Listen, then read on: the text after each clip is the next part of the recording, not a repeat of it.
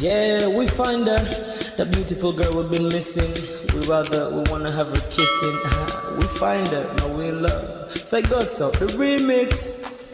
DMB, Tux Bites, remix.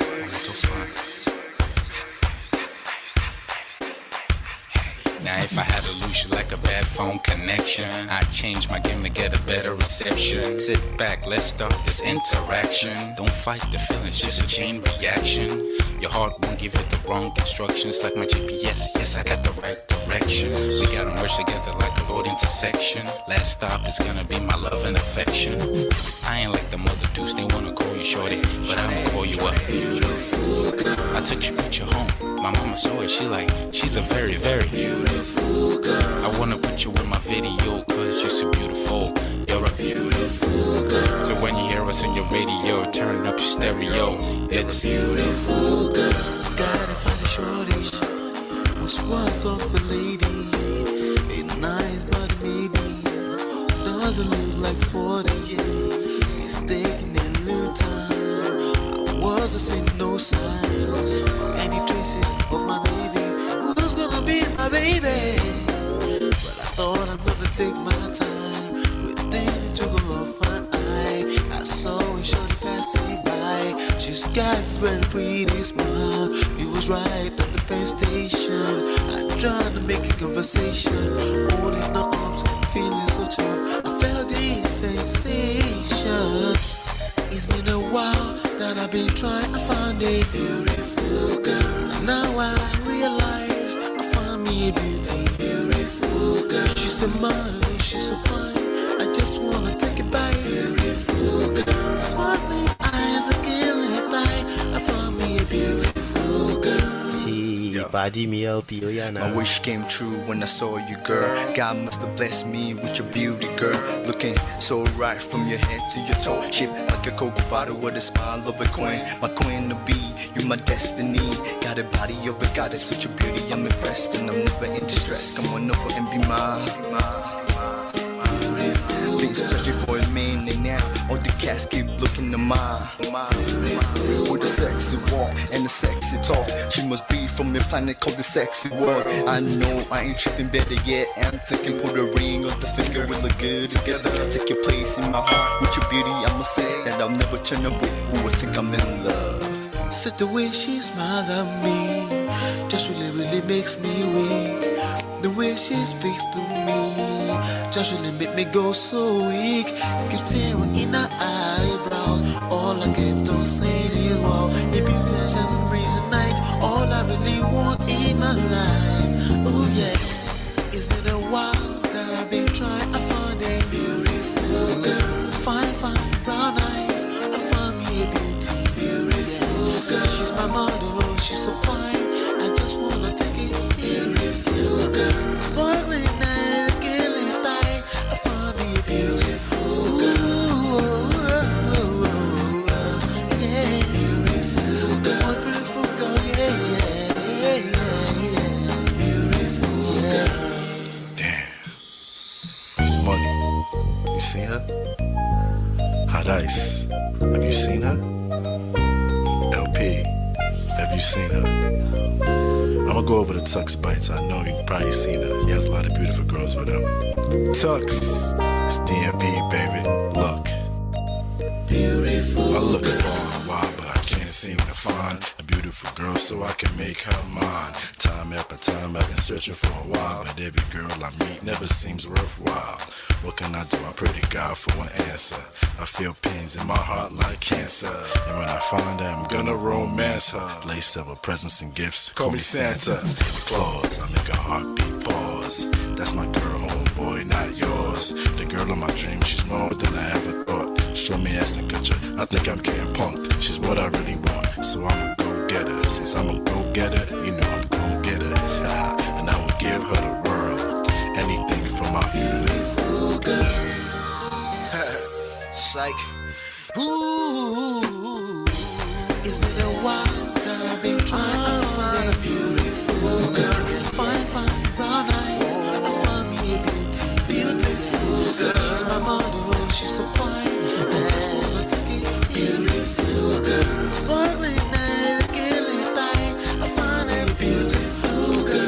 your love that I've been missing. I miss all your hugs, your touching and kissing. Make love on the floor, the couch in the kitchen. One love enough, we done enough. Man of prestige. Ha! Now this guy win. Now you win. Now you win today. Now you win. Now you win. I agree. Man of prestige. Now man you be. I'm sure some people will be jealous now the way I talk about Ola. But I have learned a lot from him. That's why I keep telling you to follow him. If you don't follow Man of Prestige, now you know.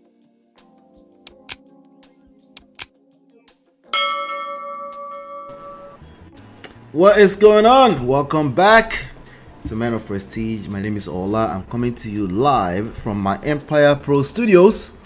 How are you doing? How is everyone doing? I hope you guys are doing well. It's a Sunday. It's an early show. Shout out to Mo Fresh. She said early show today. Yes, it's early show today. I needed to come here and drop this because I don't want this to interrupt the rest of the shows we're going to have during the week. I meant to come here at least one time during this weekend, and that's what this is about. Now I could have done it later at 5 o'clock, but usually we actually have Sharp Edge News TV at 5 p.m. on Sundays, but even that I can't do. We're gonna have to do that much later today because there's something that came up and I couldn't miss it that I have to do later on today. All right, so nonetheless, I'm here, I'm hanging out. We're going to talk about this topic. TB Joshua, is Bisola a liar? We're going to talk about Wiseman Ari. We're going to talk about Daniel Adams, who is also internet Indomie age prophet. We're also going to talk about some more stuff, but I just wanted to come here and drop this. Let me make sure that can you guys hear me? Can you hear me clearly? Let me know. Hit the like button, by the way, as you're coming in. Hit that like button as you're coming in. Let me know if you can hear me clear, loud and clear. I'm checking myself, but this is not my normal time, so a little clumsy here. But let me see here. All right, yes, audio is good. Just wanted to make sure it's good. All right, so yes, we do have this topic we're going to cover today. But before we get into that, let's do some house rules, right? Shout out to all my sponsors: Mo Fresh, Richie, Life with Natu, Adesoa, Film Girl, Tima, Shell Mama, Gorex Corner, D Love, and Yes TV. Thank you so much for always supporting the platform. We're in the middle of January. Our goal this month for super chat donations, ad revenue, all of that is $300. Last show we're about $185.20. Now we're at $198.32. And last month we did $440. So the goal is this month is $300. So I want to say thank you so much for always supporting the platform. It goes a long way. I appreciate you for it. Okay. But yes, you can sponsor any of our shows, including today's shows, for as little as 99 cents. Okay, and also you can be a part of our sponsors by using the join button on the platform. As you're coming in, do me a favor, hit that like button, share, subscribe, turn up your notifications so you're notified whenever we go live. Basically what we talk about here, we talk about relationships. Okay, for the most part we talk about relationships, but we use trendy topic to extract some lessons that you need to apply personally in your relationships, particularly from a standpoint of self-power, social, seduction, attraction, emotional intelligence standpoint. All right, don't forget you can download my books, all of my books. Okay, so all of my books, you can download all of them for free. See, yes, we write books, 2 of them with my wife, 3 of them by myself. You can download books. 2 of them is on real estate. Okay, applicable anywhere if you want to learn how to make real estate your income source from home. Okay, then another one is on marketing, and the other one, there's one red. Our newest one is this one, which is number 1 red flag, which you need to have access to that. You can download all of it for free from manofprestige.com. We got that domain, manofprestige.com. Just go to manofprestige.com. You'll be able to access all of it. And by the way, you can book a free consultation session with me from there as well. All right. So manofprestige.com, that's where you need to go for everything. Access everything from there. Okay. So yes, I've written 5 books and I would love to get your reviews as well. If you can also be a verified purchaser through Amazon and Audible and leave a review, that will go a long way to support our platform. So I want to say thank you for always supporting the platform. Mofre say happy Sunday. Good evening, Prestige ladies and gentlemen. They're probably hiding in church. Some of them are in church and they're on their phone and they have like one earbuds and they're trying to listen. And the majority of them will probably watch this later. But shout out to all 6 of you watching me live. I appreciate you. Just hit the like button, share, subscribe, turn up your notifications so you are notified whenever we go live. Okay. All right, so I do want to start today's show right off the back. Let me just see something here. Yeah, I don't want to waste too much time on it. Basically today we're talking about I want to do, hopefully my last take on this TB Joshua saga. Hopefully right, let me just say hopefully my last take on it. I want to do there's some things that I haven't covered yet that I want to cover. I've had some engagement as well recently. Hold on one second. Yeah, I've had some engagement recently with some people and I felt like, I need to, there's some things here that I need to cover here. Some people that might, we've had about 6,000-7,000 people come by to watch our different takes on it, from Bisola to the Wiseman, all that kind of stuff, but there's more, that we're going to talk about today. Okay, shout out to Toby says move ahead with one earbud. I know. Please don't do that, just watch it properly later on. Toby, hello. Bought it on Amazon, will review when done. Thank you, I appreciate you, Toby, thank you so much. All right, so we have I wanted to talk about some of this stuff today. Again, I'm bringing, do you guys know who Daniel Adams is? Do you guys know who that is? Well, Wiseman, then the wife actually said some things. I'm going to see if I can find that as well.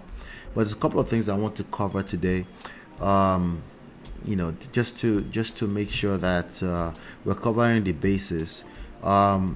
Majority of people that are consuming these stories are not watching any video in its entirety. They're just they're basically creating opinions out of their ass. Okay, that's what majority of them are doing. They're not listening to full context. They're not, they just can't wait to defend Pastor TB Joshua. There's also a side that's just always felt like, so there are 2 sides. There are basically 2 major sides. There are majorly that I've seen. There's other sides, but majorly what I've seen is there's some people that that says I've never really, TB Joshua has never been my cup of tea, right? I belong in that category. Okay, the other side is people that says, I'm talking about the major sides now, not the other little small pockets, right? The other side are people that say, this is an attack against Christianity, we cannot take it. And they come in different forms. Some of them are camouflaging as, oh yeah, let's just not attack the Christianity or anything like that. But it's emotional defense against what they've always known, the status quo. A lot of people have the fear that what they've always known is a problem, and they have a need to overly, I don't know, that's, I can say that they have a need to overly defend what they really don't know anything about. You've been, if you've watched 5 of my shows, you don't know me. If you've been around me all my life, there's certain parts of me you don't know. Right? So how much more a person who is extremely powerful that you just don't know? All you're doing is just worshiping them, right? You don't know them, So just to outrightly overly defend them, you're basically trying to turn that entity to a god. But it won't be the first time that human beings have done that. Human beings have always turned their favorites to gods. And that's okay. That's just part of our behavior as human beings. And I want the Christians that are defending the TB Joshua legacy to just know that it's okay. It's actually okay if you naturally find yourself turning a human being into a god. Okay? I just want you to be aware that you're doing precisely that. Okay? In Yoruba land, we have the Obatalas, the Ogun, the Shango, the Yemoja, the Oshun. These were people here. Okay? These were human beings here. Like, obviously including our Lord Jesus Christ. Right? These were just human beings that were here. So, and once we've really tangled ourselves up with their teachings, and it resonates with us, it makes us feel safe, secure in this very, very evil, dangerous world, we turn them to deities. It's not a crime to do that. It's not wrong, outrightly wrong to do that. That's literally what we will keep doing. Okay? And I would, like I said, I think I said this on one of the first episodes of this TV Joshua saga. If 50 years from now they've turned Prophet TB Joshua, his legacy, into he was a god, he was a messiah, I won't be exactly surprised. Majority of you might end up being surprised. All right, because again, you're normal if you're surprised. Okay, but that's just how human beings operate. We need some kind of connection, some kind of point of contact, preferably another human being to God, to answer all the unanswered questions that we have. So today I have a couple of things to cover. D-Love, how you doing? Good to see you. All right, happy Sunday to you. So today I have a couple of things to cover with regards to this. I'm just going to react to some of the comments that I've seen online. The first one is actually my brother's pastor. He's our paddy like that. Like, he's also a young man. I think he might be in his 50s now, but he's a young man, very cool person. You know, I'm not going to mention his name because I'm not sure if he wants this post to leave outside, to come outside of his personal Facebook profile. My brother posted something.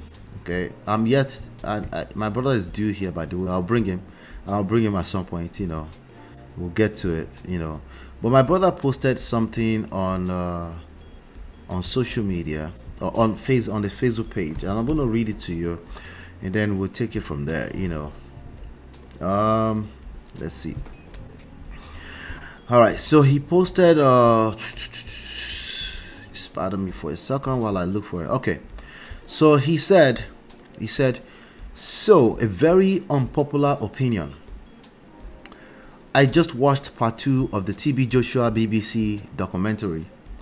Everyone should watch and form your own thoughts. If true, I think all mega church pastors should be investigated periodically. When I say mega, I mean like 1,000 and up. Do you guys agree with that? That's the statement he made. That's my only brother. That's what he said on social media. Do you guys agree with that? I'm going to read it again. Okay. It said, so a very unpopular opinion. I just watched part 2 of the TB Joshua BBC documentary. Everyone should watch and form your very own thoughts. If true, when somebody says if true, I want you to know that essentially they already crossed the 50% line into they believe those people's testimonies. Okay, they believe those stories. Okay, that's usually, but they still kind of like want to maintain a little neutral ground, right?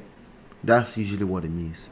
So he says, he said they should be investigated periodically. When I say mega church, I mean like 1,000 and up. So as to be expected, a lot of people had opinions about it, but in particular his pastor, as usual, he's usually in his comments, he doesn't shy away from giving his own 2 cents, you know. So, and I like him for that, because the idea here is that pastors are also human beings, and a lot of Christians they're having a hard time reflecting this in their actions, in the way they form opinions. They're having a hard time. They might say, oh yeah, of course we know pastors are human beings, but they don't really mean that. Just look at how they form their opinions. They put pastors at they put them on a certain pedestal. And unfortunately, all pastors will fall off from that pedestal to a large extent. That's where you hear people say, oh, I'm so disappointed. That's where you might even end up with a BBC documentary, right? Now, if he actually committed those atrocities, he has no right, especially for somebody who is highly influential. He has no right whatsoever to do that, and his legacy deserves to be tarnished if that actually happened. Okay. Mo Fresh say, I agree, but who will investigate them? That's a good question. Now we're talking about that. Now we're having the conversation. Hit that like button as you're coming in. I beg, hit that like button if you're just coming in. Bless your heart. Today is Sunday. Okay, so we're doing our own little Sunday service here. I do have some other church events later on that I have to go to, so that's why I'm home. And honestly, the weekend has been quite busy for me, So hit that like button. I beg. Let's ping everyone else into the room. Help me share.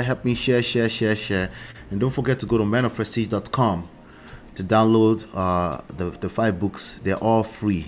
Okay. And if you have a little change left, please purchase them on Amazon and Audible and leave me a honest review. It goes a long way to help us. Okay. All right, Toby says, I wonder why when BBC did the sexual misconduct documentary about lecturers didn't say they were being attacked. But when it came to pastors, they're saying they are being attacked. Not just pastors being attacked, they're actually saying Christianity at large is attacked.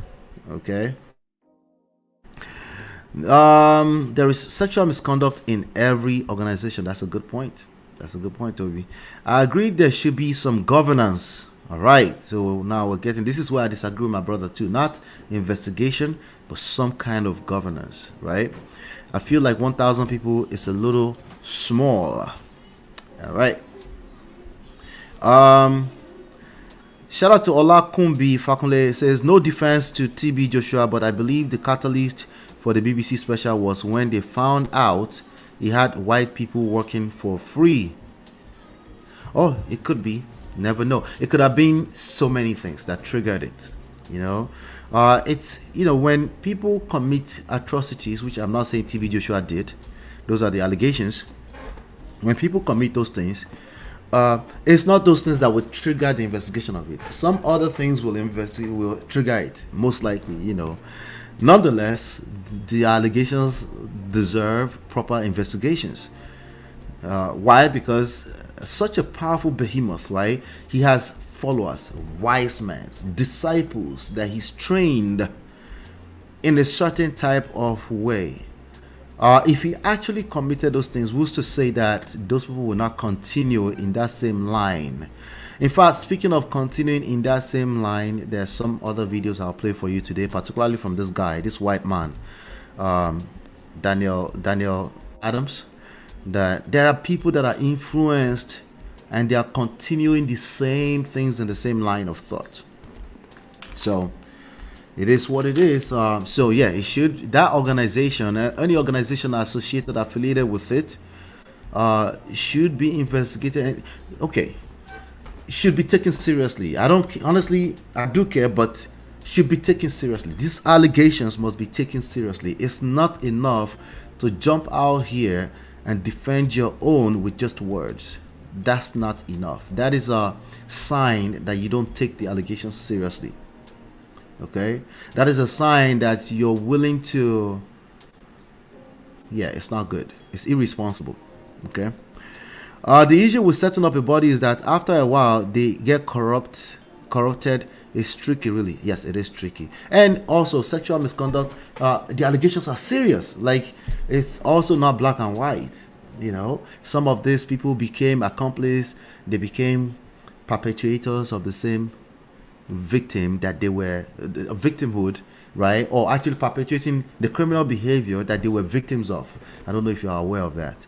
especially in a religious body, it's not black and white. It's tough. It's difficult, And I personally believe in the freedom of religion, that people should have the freedom to the faith they choose and the religions they choose to associate with. The problem is that most religions have a problem with that if it's outside of their own religion, and that's some of the things that we are battling. All right. So anyway, my brother's pastor came there. He said, I get what you're saying. No. He said, I think you're falling for the trap.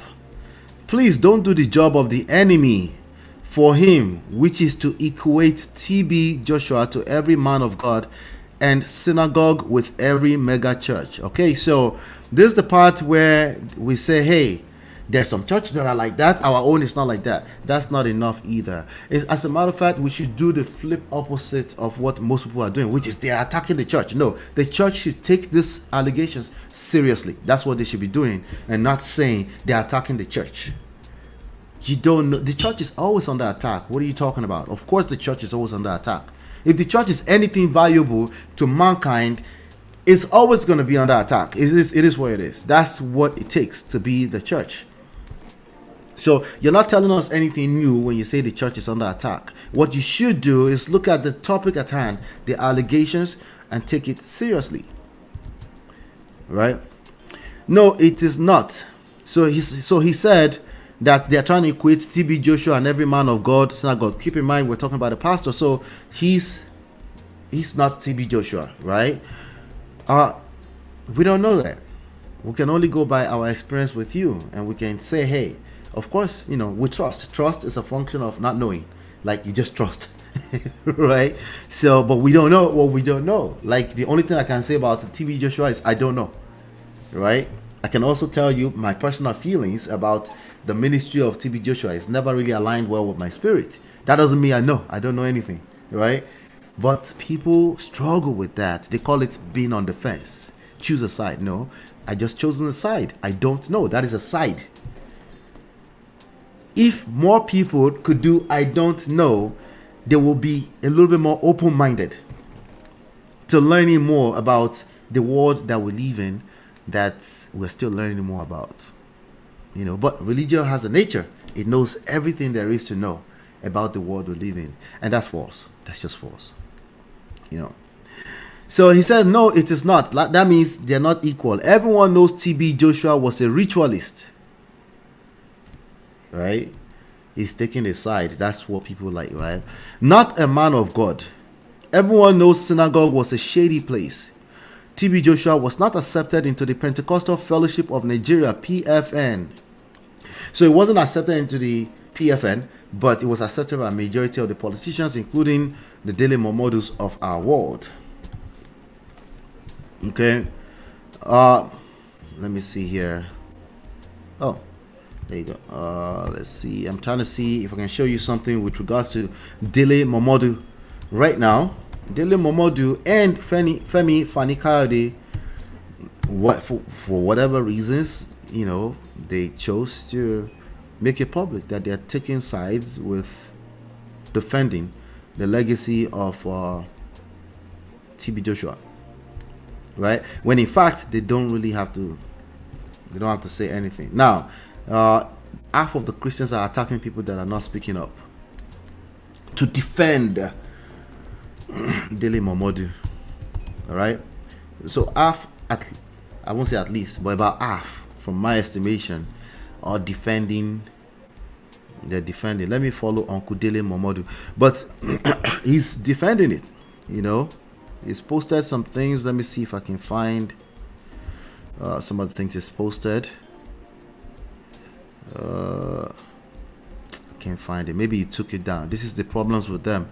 They're never, you never know what they're doing or what they're up to. He took it down. Let me see if I can find it somewhere.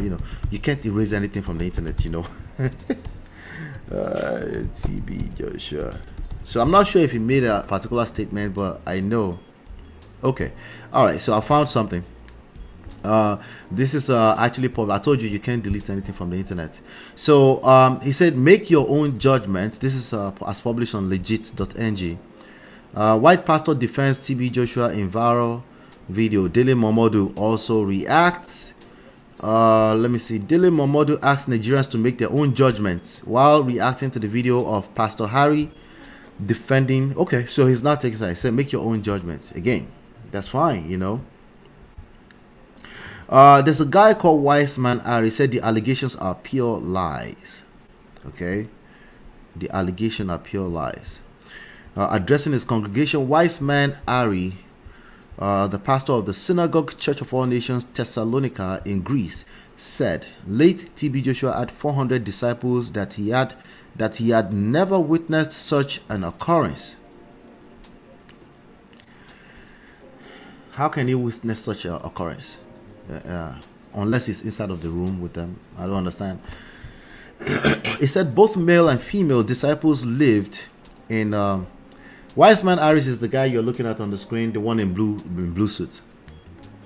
He said both male and female disciples lived in separate rooms and that they all lived as brothers and sisters. He disagreed with the disciples, accusing the late prophet of sexual crimes. This is particularly from somebody who is still associated with that organization, right? This is the head of SCOAN, Synagogue Church of All Nations in Thessalonica. This is irresponsible. That means it's not taking the allegations seriously. That's what that means, right? I don't believe anything they said because they are pure lies. You don't have to believe, but you should still take the allegations seriously, right?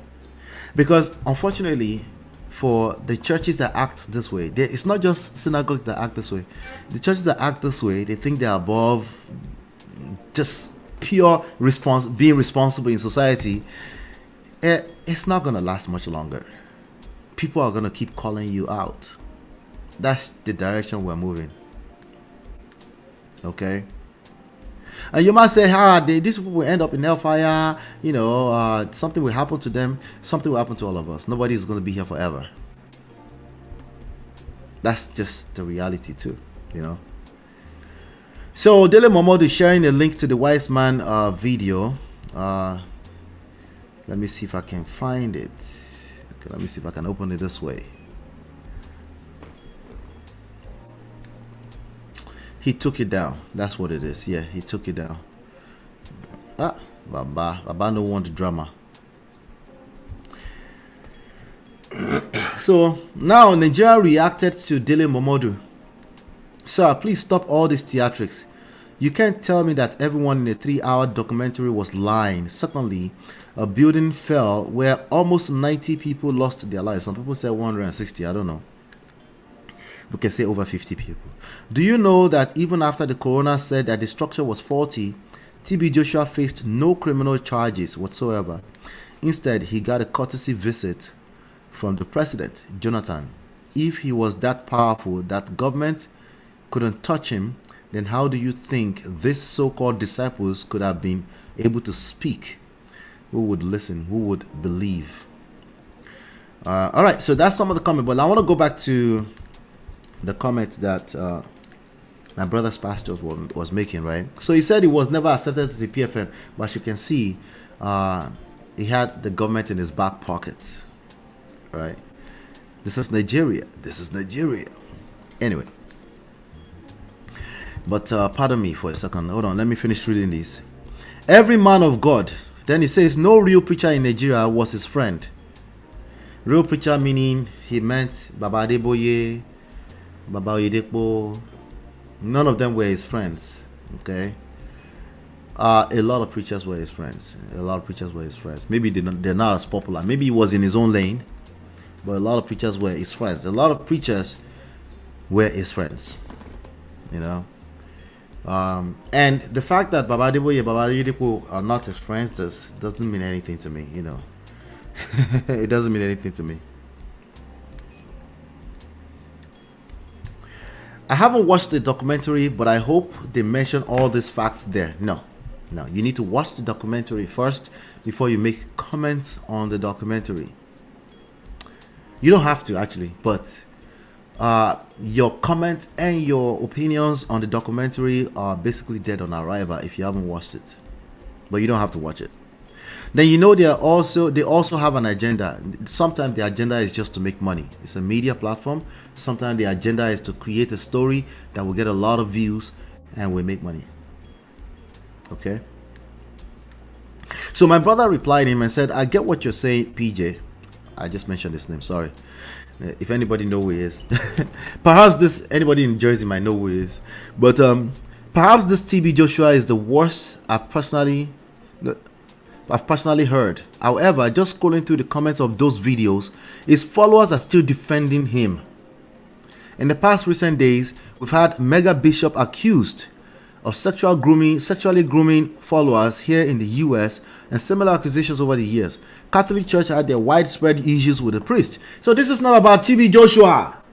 That's the point. Good point, Shola. This is not an isolated issue. Someone got to protect this victim. That is an awesome take that he made right there. And then he replied him. He said, Shola, this attempt to paint all mega churches as shady places is dangerous. He never said that.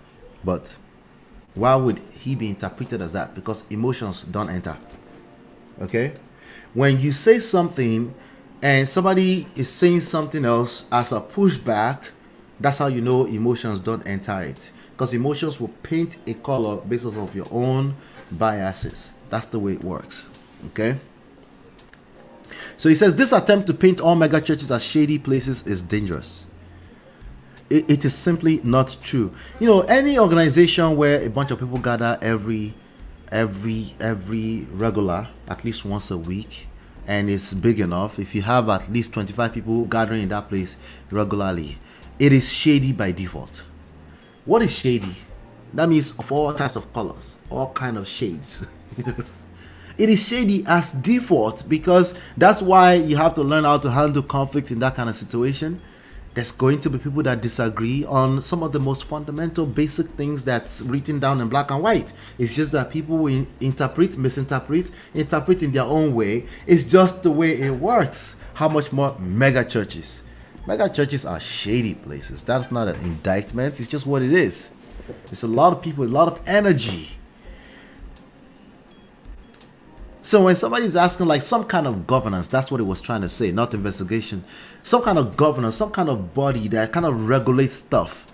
Especially when we're hearing crazy allegations coming out of there, especially when the leaders of it will not hold themselves accountable. That's not far-fetched. That makes sense in 2023. That's for the protection of everybody, including your own children. Right?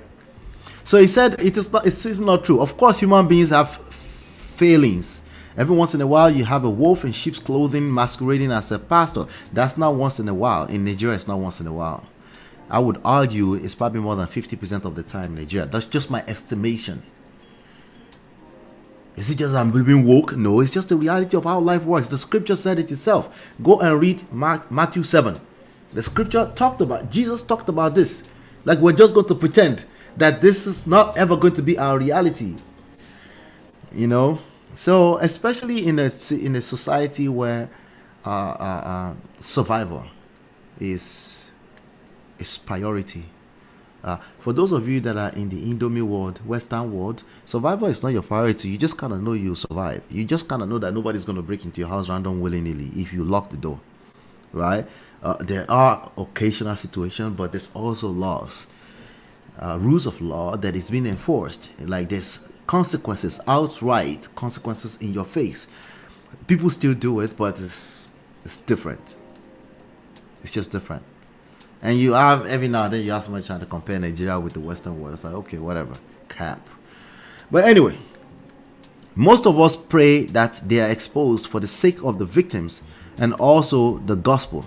However, the fact is that the overwhelming majority of pastors and even mega church pastors are honest men of God who have devoted their lives to the betterment of other people, often at a great personal cost. Around the world, I will take that in as an opinion, as an honest opinion. In Nigeria, I disagree. It's just I'm sorry. People need to survive. They do what they have to do. The other day, there's a news that broke out. One guy kidnapped himself. One pastor kidnapped himself to ask for ransom from his own church. Are you aware that majority of churches are churches on the corner in Nigeria? Like churches with 20 members. On paper, they have 50 members. It's just that people are never stable there. Right? Are you aware? So anyway, this gets lost in the picture, and that's what I want to guard against. There is a group of people out there whose goal is to discredit the church, using every little opportunity they have. We must not help. We cannot help them.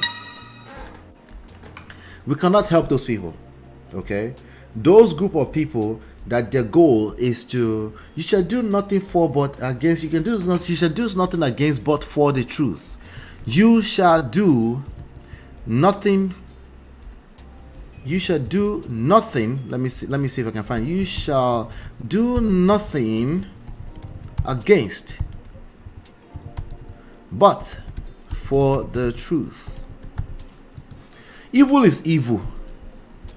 We can't. This suggestive thing that's always coming from Christians, that somehow we can help evil be evil. No, evil is just evil. We can't help evil be evil. Evil was going to be evil anyway. Okay, and if you're not going to be the opportunity for evil, other resources will become opportunity for evil. Okay, 2 Corinthians 13:8-11. For we can do nothing against the truth, but for the truth. For we are glad when we are weak, and ye are strong, and this also we wish even your perfection. Therefore I write these things being absent, lest being absent I should use sharpness, according to the power which the Lord has. But that's one of my favorite verses right there. You should do nothing. 2 Corinthians 13:8. But I trust that ye know that we're not reprobates. Now I pray to God that ye do no evil. Not that we should appear approved, but ye should do that which is honest, though we be as reprobates. For we can do nothing against the truth, but for the truth. My interpretation of that is very straight, cut, clear. Delay. This is help. The truth is evil. It's false. Okay. Anyway, let me do this. Mofresh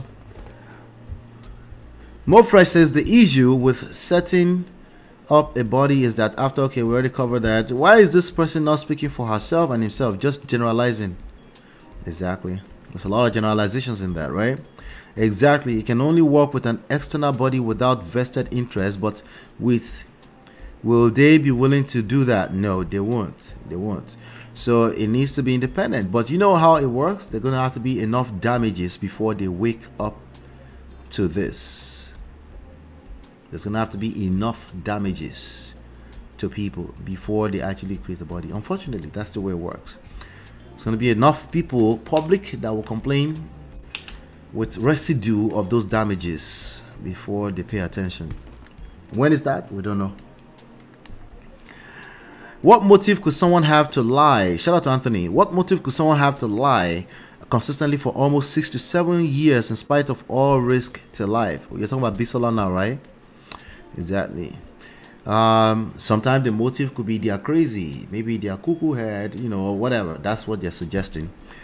But I would take it further and say, what motive would all 6 of them, I don't know how many people, 10, 6, 5 people that give their testimony, what motive would they have to join forces together against this behemoth of an organization? That would be more of the question, because they can easily discredit one person, but they're having a hard time discrediting all of those disciples that were on the BBC documentary,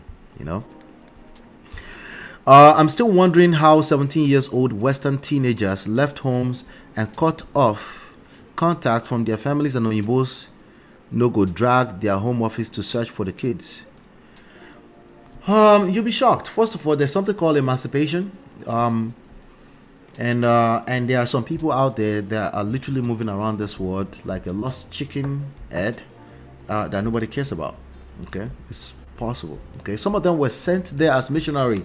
Now, if you've listened to Wiseman's video,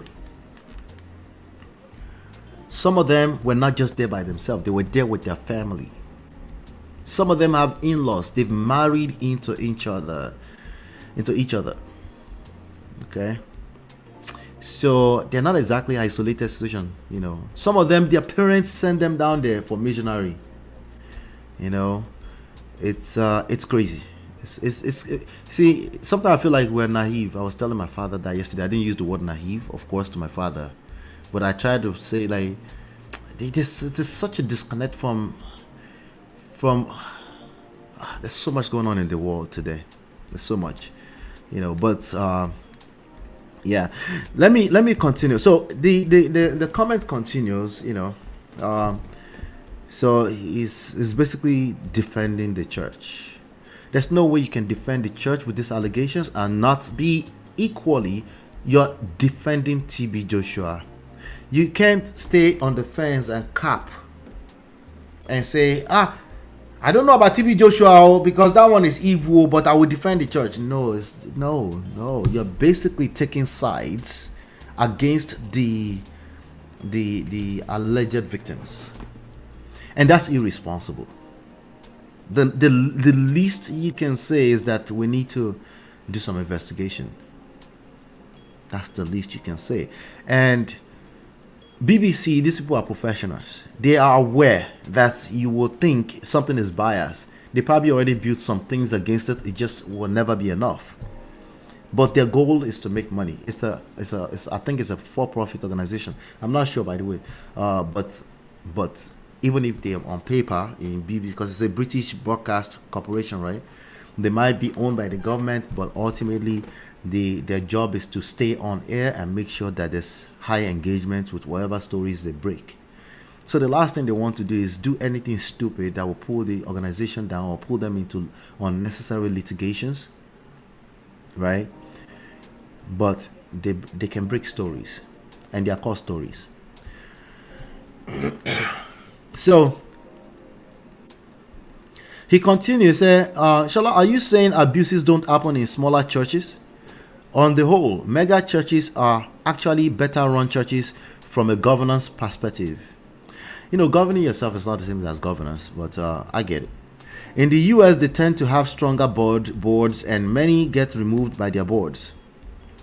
In other countries, they tend to face more scrutiny from the government, several watchdogs, the media, and even social media activists who expose and amplify their every move. Mega churches are also less personal in nature.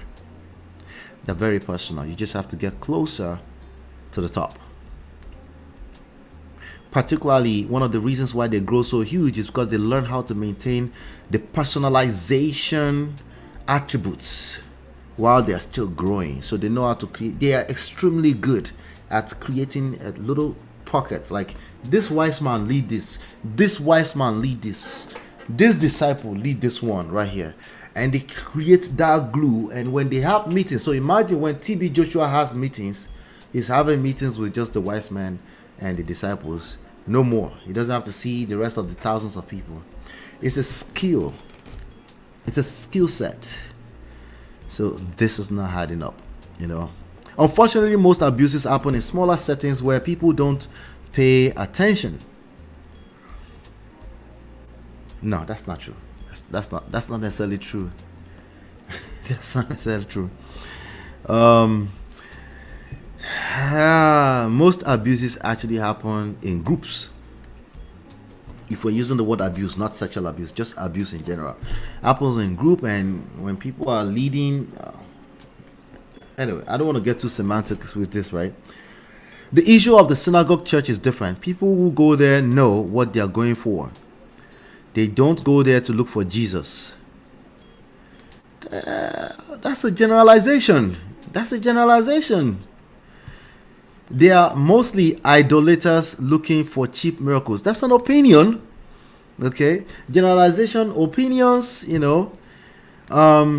looking for cheap miracles. Just the same way people go to Aladura people, Guru Maharaji, and others like that. That is a lot of generalizations. Listen, if I was to go by my experience with the Aladura from when I was 8 to 10 years old, I might say the same thing is saying, but that's not true. Like, a lot of those organizations have evolved or devolved. Right? They all know what they are going for. All right. Let me see here. I'm just gonna Shola responds to his pastor. It says, Pastor, better run from organization is not the same as protecting victims in the context. Exactly. So yes, pastors in mega churches can't do anything to most of the audience of thousands. Nope, they can't. But I was calling for investigation on what is happening in their inner circle. Yes. This is consistent with, for example, allegations against Bishop Long. Allegations.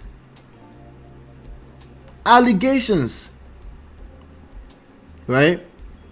Against Bishop Long. People who would do anything to be close to them enough. See, I told you they're not exactly innocent. The victims are not exactly innocent, but the leaders, they are to have more responsibilities, right?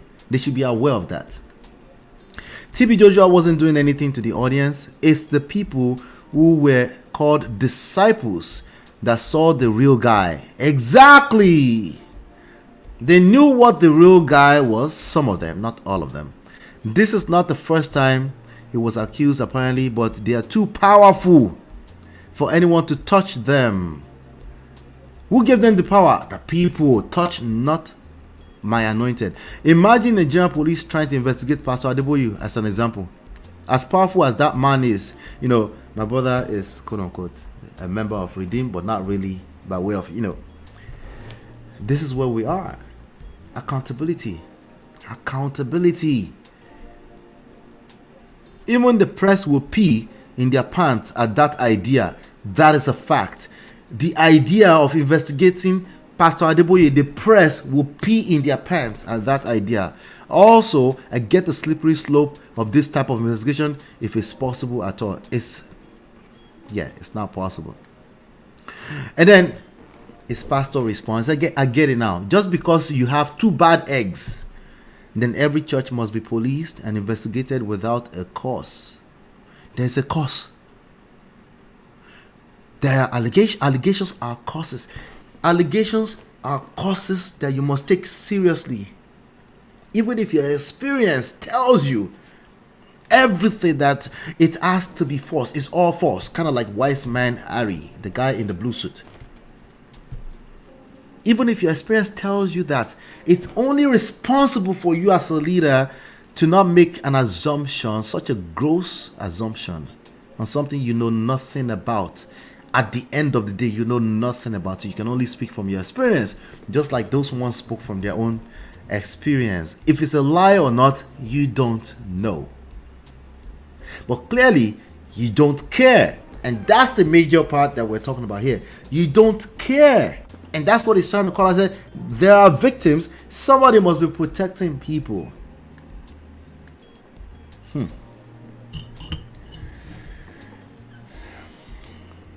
So he says, because you had 2 bad eggs, 1 bad egg is one too many when we're talking about victims in a non-for-profit organization that nobody is monitoring. He said every church must be policed and investigated. He's being sarcastic, without a cause. Just because they are big, precisely because they are big. The bigger they are, the more. Why? Because the power at the top is an extremely powerful thing or person, and they will continue to remain a human being. And if they know they can get away with certain things, the devil can use them too. Yes. We didn't know that before. It's in the scriptures. And to be investigated by government and politicians for that matter, as against having the politicians in their back pocket. I'm hiding that. Seems like you would rather live in a China-like country where government has unfiltered access to police and investigate churches without any suspicion. All right. So that was the last thing he said, and then I decided to chime in. And I'm going to read what I said to you in a second. I'm going to read what I said to you in a second here. Toby said, having watched more interviews from ex-disciples, it seems that organization was a free-for-all. They were all at it. Wiseman sleeping with disciples. I didn't even know that part yet. I didn't get there yet. So much misconduct happening. I haven't seen those yet. I haven't watched that far. But I would have guessed as much, you know. But of course, this is an attack against the church as far as half of Christianity is concerned. That's not relevant as usual. The church is always going to be under attack. Why? Because after all, the church brings a lot of value to society, right? So you should expect that there will be attacks. So that's not really relevant to what we're saying. The church should continue to bring value, the truth, and then we don't have to worry about the attack, because that's really all we can use to fight the attack. That's all we can use. Okay. Ajibola said, Jesus, they lost. Adulterous generation looking for signs and wonders and miracles. Now Jesus talk him. Yeah, it's all in there. It's all in the same scriptures. The turbulent issue of Constance Martin, a white woman from the British aristocrat family who had converted and was staying at Scorn, is what triggered TB Joshua's troubles. Constance's family is angry. That's not true. The original thing that triggered it, if it's true, is the criminal behavior. You see, you will always have enough things around you to point fingers at. Remember, we come here to talk about relationships, right? The reason why your relationship did not survive, there will be more than enough culprits you can point fingers at. Real culprits. It could be your mother-in-law, it could be your sister-in-law. They're all moving mad. It could be your own mother. It could be your childhood trauma. All of those things are valid, right? It could be, well, society is devolving, so nobody's like, it could be all of that. And they're all valid. But they're not the triggers, okay? They're not the triggers. How you react to all of those environmental factors are your responsibilities. Those reactions are your actions that you have to own. Accountability, responsibility. Because those things are default. That's why I call them irrelevant. They will be there. Rain will rain. Sunshine, snow, aristocrat, Constantine. All those things. Africa, defend yourself. All those excuses, there will be more than enough for you. But you're responsible, okay? Especially to whom much is given. You are responsible. Unfortunately, we can't rock with that. We can't. Remember, Constance's family angry is valid. That there's no way you can blame that as the trigger. It could trigger the story, but the actual original behavior. No. I need shout out to Ruby. I need a better argument. Deborah Babes, hello. Say, I watched Bisola's show yesterday where she interviewed Akewi, another old disciple called Shade Caldin, and narrated her experience, which was so similar to the BBC lady's narration. Interesting. Do me a favor. Please drop these links inside of the WhatsApp group, okay? lolaanola.com/WhatsApp is a WhatsApp group. If you find those kind of videos, I don't, obviously I don't always catch them, so drop them. I would love to also review some of those things, because some of the lessons we need to learn how to navigate the new world order are in the stories, okay? They're in the stories. All right. So I responded. I'm going to leave that on the screen for a second, okay? Just do me a favor. Hit that like button, share, subscribe, and turn on the notifications that you're coming in. We're talking. We're not taking sides. We don't know what happened. But what we're saying, the side we're taking, we are taking a side. The side we're taking is that you have to take these allegations seriously. there must be some kind of investigations. Okay, there must be some kind of investigation to protect you and I's children. Against who? Against ourselves. Human beings, our head is not like that correct. Don't put us on a pedestal like that, okay? Especially those that tend to pretend like it's not people that are inside the church. Okay? It's people inside the church, and we have to pay attention to that. All right, so please drop those links inside the group so we can continue to expand the conversations. All right, so let me continue this thing here. So I replied.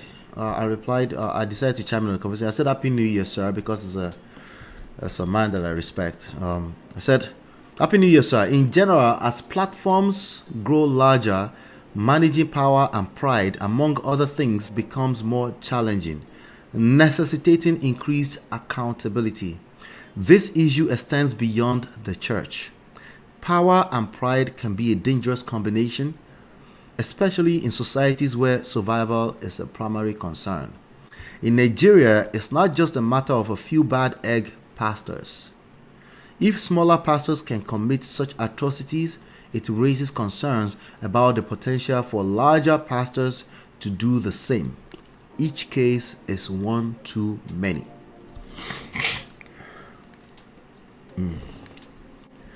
Again, this is not solely about pastors and churches. It's just like the requirement for additional transparency and accountability when a private company goes public, whether a little or a lot. But I wouldn't use the word investigation unless we're talking about allegations, TB Joshua or Squan. Okay, then he replies me. Okay.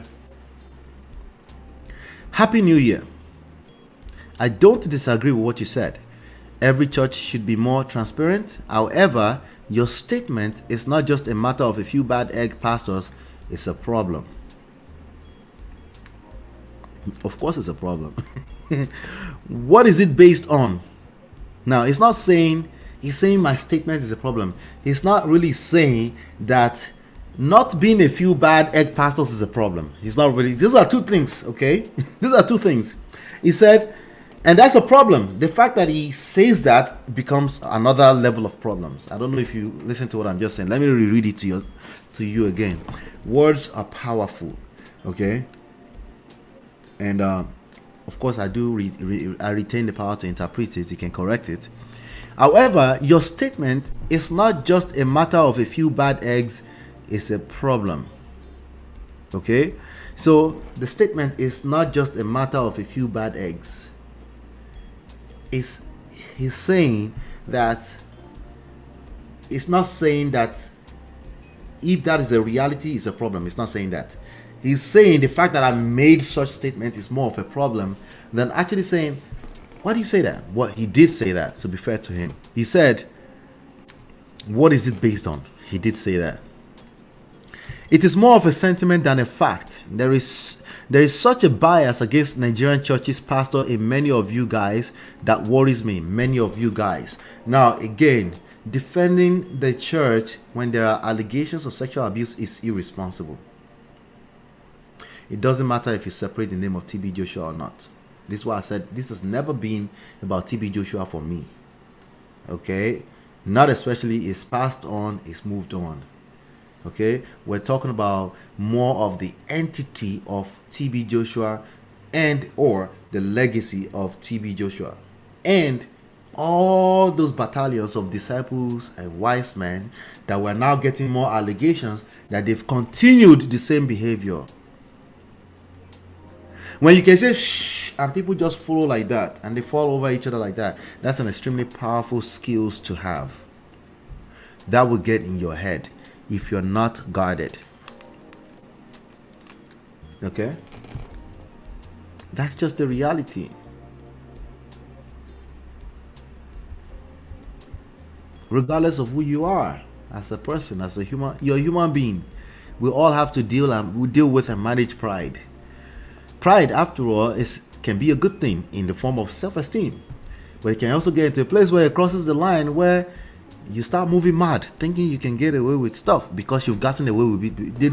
The more you get away with it, the more your brain tells you subconsciously that you will keep getting away with it. It's self-awareness. Okay. So he said it is too easy to blame all the ills of society on the Nigerian pastors. I've even seen people blame pastors for the poor economy. I have. It's not directly, but they're influential. Bad roads of the country. From my experience, I don't believe the Nigerian church. I mean, real Pentecostal churches. How do we define real Pentecostal churches? He said, I don't believe real Pentecostal churches, Nigerian church, is a place where sexual abuse is rampant and condoned and needs the government constantly watching over them. Those churches that are fishy are usually obvious. TB Joshua or Squan is being known by most well-meaning Nigerians believers to be a fishy place with questionable practices for years. That's also generalizations. There are a lot of well-meaning Nigerians that go to TB Joshua's church. Newsflash. Hello. All right. We all know about those select churches where people are detained in church for days. Generalizations. Okay. Select people with white garment churches, they do have people in church. As far as using the word detained, what do you mean? Right? What do you mean? Right? My problem is because they can also say Pentecostal church detain people on the mountains, because Pentecostal churches, they still do mountains. They do it here. They go to Poconos over there, right? So could they be say they are detaining them if they are 16-year-old, 17-year-old kids and they really don't want to be there? What if that kid turns around and said I was detained? Now, all of us will jump at that and say that's not detention, right? Exactly. So a lot of generalizations here, and that's not defending the church. It's actually making it worse for the church. It's still spelling out that church just wants to be not accountable and irresponsible, and it's not sustainable. That's all I'm saying. It's not sustainable. Maybe about 600 years ago it was, because the church was actually running the show in a lot of ways, but not now, not in the future. Okay, the church can stand. What did they say about nothing can prevail against the church? It can, but the church has to really get back to in the spirit and the truth thing. That thing in spirit, those who worship in spirit and truth. Oh yeah, the church needs to go back to the basics. The mega church is a new thing. It's a modern thing. I don't know if you're aware of that. It's a modern thing. Modern church, I don't think the mega church is less than 100 years, I think, right? Correct me if I'm wrong, I beg. There were crusades, there were large crowds, but mega church as a thing, that's all new. My problem is using those instances to create suspicion around the well-meaning churches and preachers. It's similar to racial profiling in America, which we all don't think is right. I have studied many of the larger churches and they have better accountability systems. He's replying to me now, so better accountability systems. For example, in many of them, the leaders are not allowed to be alone with a woman or counsel people alone. Most of them have solid accountability systems. So, not allowed to be with a woman alone doesn't mean you're not alone with a woman. Those are two different things. Okay. Precisely what we're saying is that there are things that have been set up and people are breaking those rules. That's what we've been saying. So we're not saying that they were allowed. We're saying they are doing it. They are saying, they are alleged that he did it. They're not saying he was allowed. Two different things, So I'm going to read this. So I responded to him. I'm going to read that and I'm going to cover some other things really quickly. But before I read that, pardon my manners, let me come to some of your comments and read them. All right. Hit that like button if you're just coming in. Hit that like button. Share, subscribe to the platform so you're notified whenever I go live. I go live for the most part 5 p.m. Eastern Standard Time, New York time, on Monday through Thursdays. Okay. And we cover trendy topics and we extract relationship lessons out of them from ourselves. Social, seduction, attraction, emotional intelligence standpoint. point. Empower intelligence. Sorry. All right, here we go. Anthony says 2 Peter 2:2-3 NLT. Many will follow their evil teaching and shameful immorality, and because of these teachers, the way of truth will be slandered. In their greed, they will make up clever lies to get. This is just human behavior. This is not about TB Joshua. It's human behavior that you need to be aware of, so that you can actually watch and pray, so you can actually protect yourself precisely from yourself.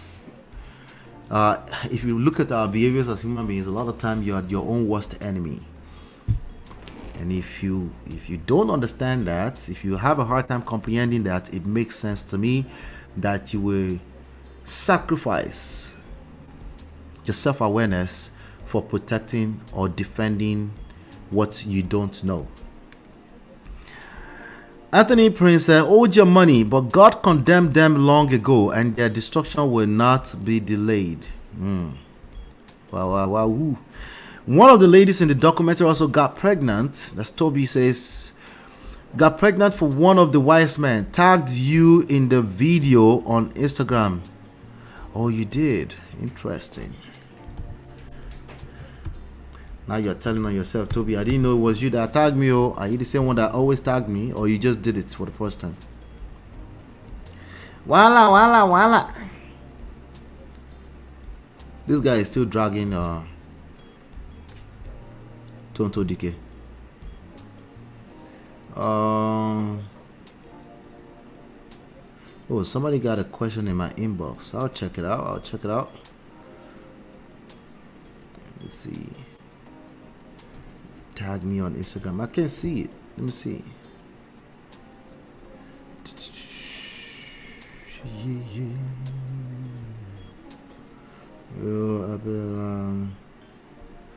Let me see. My tags may not even be on, but I need to check that out. Let me see. Yeah, tell me how long ago you tagged me so I can check that out, because I would love to review that right now as we're live. Okay, I see a tagged section here. But my tag sections have only my stuff there. Okay, I don't see. All right. Okay, anyway, let's keep moving. See if you can tag me again, or tell me exactly when you tagged me on Instagram. Take a look. I was going to watch that yesterday, fell asleep. RIP, great prophet. Shout out to Clarice. RIP, great prophet TB Joshua. Jibola says, religious matters. You go the explain. I needed that comic relief. You go explain. We got no evidence. I needed that. Ajibola. Yeah, it gets too deep, but it's not that deep. You know. So I gave him I gave my brother's pastors a last, and I'm going to read that right now. So after everything is said, I said, it's not just a matter of a few bad egg pastors. I meant nothing extra about that. The focus keyword phrase is not just a matter, and not the bad egg or Nigerian pastor's part. There are enough bad eggs in every profession anyway, especially in Nigeria. Have you noticed that there is one side of this that keep trying to separate the profession of being a clergyman from the rest of the world? And the rest of us are saying, listen, human beings are human beings. The rest of us are saying, we're literally demonstrating that, hey, I don't put pastors on a pedestal. I honor them for the position they are in, but I don't put them on the pedestal that they are not human beings. They are human beings. Are you paying attention to that? They are human beings, you know. But when it gets real, they know that in the Bible, but they disconnect from it. They know that you can't trust human beings in the Bible, but they disconnect from that when it gets down to real crisis. It is crisis. It is a crisis that a bunch of people are throwing allegations at the church, starting with the Catholic. The allegations is crisis. is more than enough crisis that must be taken seriously. Okay? Before you even have to worry about if it's true or not, you first of all have to take the allegations seriously. Okay, thank you so much, Toby. I got it. Yeah. I think this, I'm going to read this, then we're going to play that. Okay, I'll finish reading this so I can get done with this. So there are enough bad eggs in every profession anyway, especially in Nigeria. That's a fact. Actually, Nigeria pastors, unfortunately, are not immune to this fact. I personally don't like the word blame. It's more like responsibility or maybe accountability. Pastors are some of the most, if not most, influential figures in that society. They are also the anointed that no one should touch. That is a big deal, sir.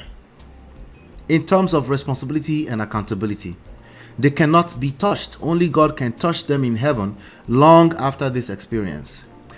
Even politicians listen and yield to them from extreme emotional place. Yes, politicians from extreme emotional place, often camouflaged as spiritual. They don't need to be watched for sexual misconduct. They need to be investigated properly in cases of not so rampant allegations. The bigger they are, the higher the chances that's never going to happen, Sha. One allegation is one too many. We're not supposed to wait until it's rampant. Hence the lack of need for figures or stats. This statement, TB Joshua or Squan, is being known by most well-meaning Nigerian believers to be a fishy place with questionable practices for years, can also be deemed sentimental. That's all statement. There are many well-meaning Nigerians defending its legacy as we speak. The fact is still that we do not know. We cannot compare accountability of leaders to racial profiling. That's comparing apples to oranges. 1 second.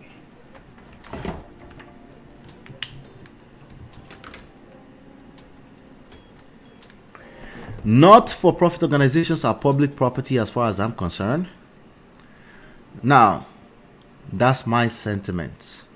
They need to be monitored when the influence is at international levels. That's across the board. That's not just pastors, right? The larger churches do tend to have the best accountability systems on paper, black and white. But personal misconduct is another story. Particularly with young girls, is actually rampant. That's not personal, that's real. Just ask 10 girls who grew up around the pulpit and is no longer close to the pulpit. Again, it's not about Christianity or pastors and etc. It's about power, pride, influence, self-awareness, and control. Things that we all have to be aware of when we have access to unusual levels of influence, resources, and power. By the way, not always about sexual misconduct. Unfortunately, sexual misconduct is not black-white mega church per se. It's not black-white mega church issue per se. This can turn to lots of criminal behavior, but very hard to find evidence when in fact sometimes the victims become accomplices and perpetrators and disciples. It's something that has to be handled with care, especially in this Me Too era where victims can also weaponize victimhood. I changed my mind. Actually, feel free to call this sentiments. It's a function of what I have seen all my life, growing up around the church and pulpit, observing quietly. I do understand it's a harsh reality. I also don't judge pastors in particular. I think people are just people. We all need a healthy dose of humility and grace. Nigerian churches need to pay attention to a lot about the era we're all moving into. This is going to be very difficult for Nigerian churches. They have no idea. Happy Sunday, sir. All right, let's cast that away. let's move on to other things. So we've talked about Wiseman Harry, the man in blue suit, but I want to play this video that thanks to Toby just shared with me, and then we'll take it from there. Let's see this video right here. I'm listening to it for the first time, as you know, so let's get at it. At synagogue, and then I had an abortion at the synagogue. How did it happen? Who did you sleep with? I was sleeping with one of the camera guys, you know. She was sleeping with one of the camera guys. She had an abortion at the synagogue. And I also slept with Daniel Wiseman. He's a Wiseman now. He slept with Daniel Wiseman as well. People have sex in churches. What is the surprise? Jesus Christ. Okay, so she's not even talking about abuse yet. She says she slept with and she had an abortion. Why are Christians surprised that people have sex inside of church? I don't understand. Where is the surprise coming from? Oh, the surprise is only if it's a pastor and oh, that's the surprise. He go shock you. wait, where's that? He shock you. People, they are people. They do have sex. Okay, sometimes. Let me shock you even better.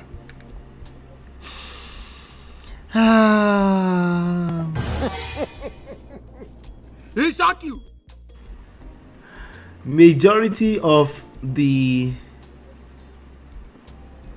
one-time sex that people are having in church are among church folks. That's not even a special statement, okay? That's just obvious, right? Where's the surprise? Jesus Christ. Anyway, let me continue. Wiseman Daniel. His name is Daniel. He's a wise man now, and he's Daniel. So I was pregnant. So hold on. Hold on. I laugh because I've slept with most of them. And for me, wait, what? This one with full chest says, I am, because I slept with most of them.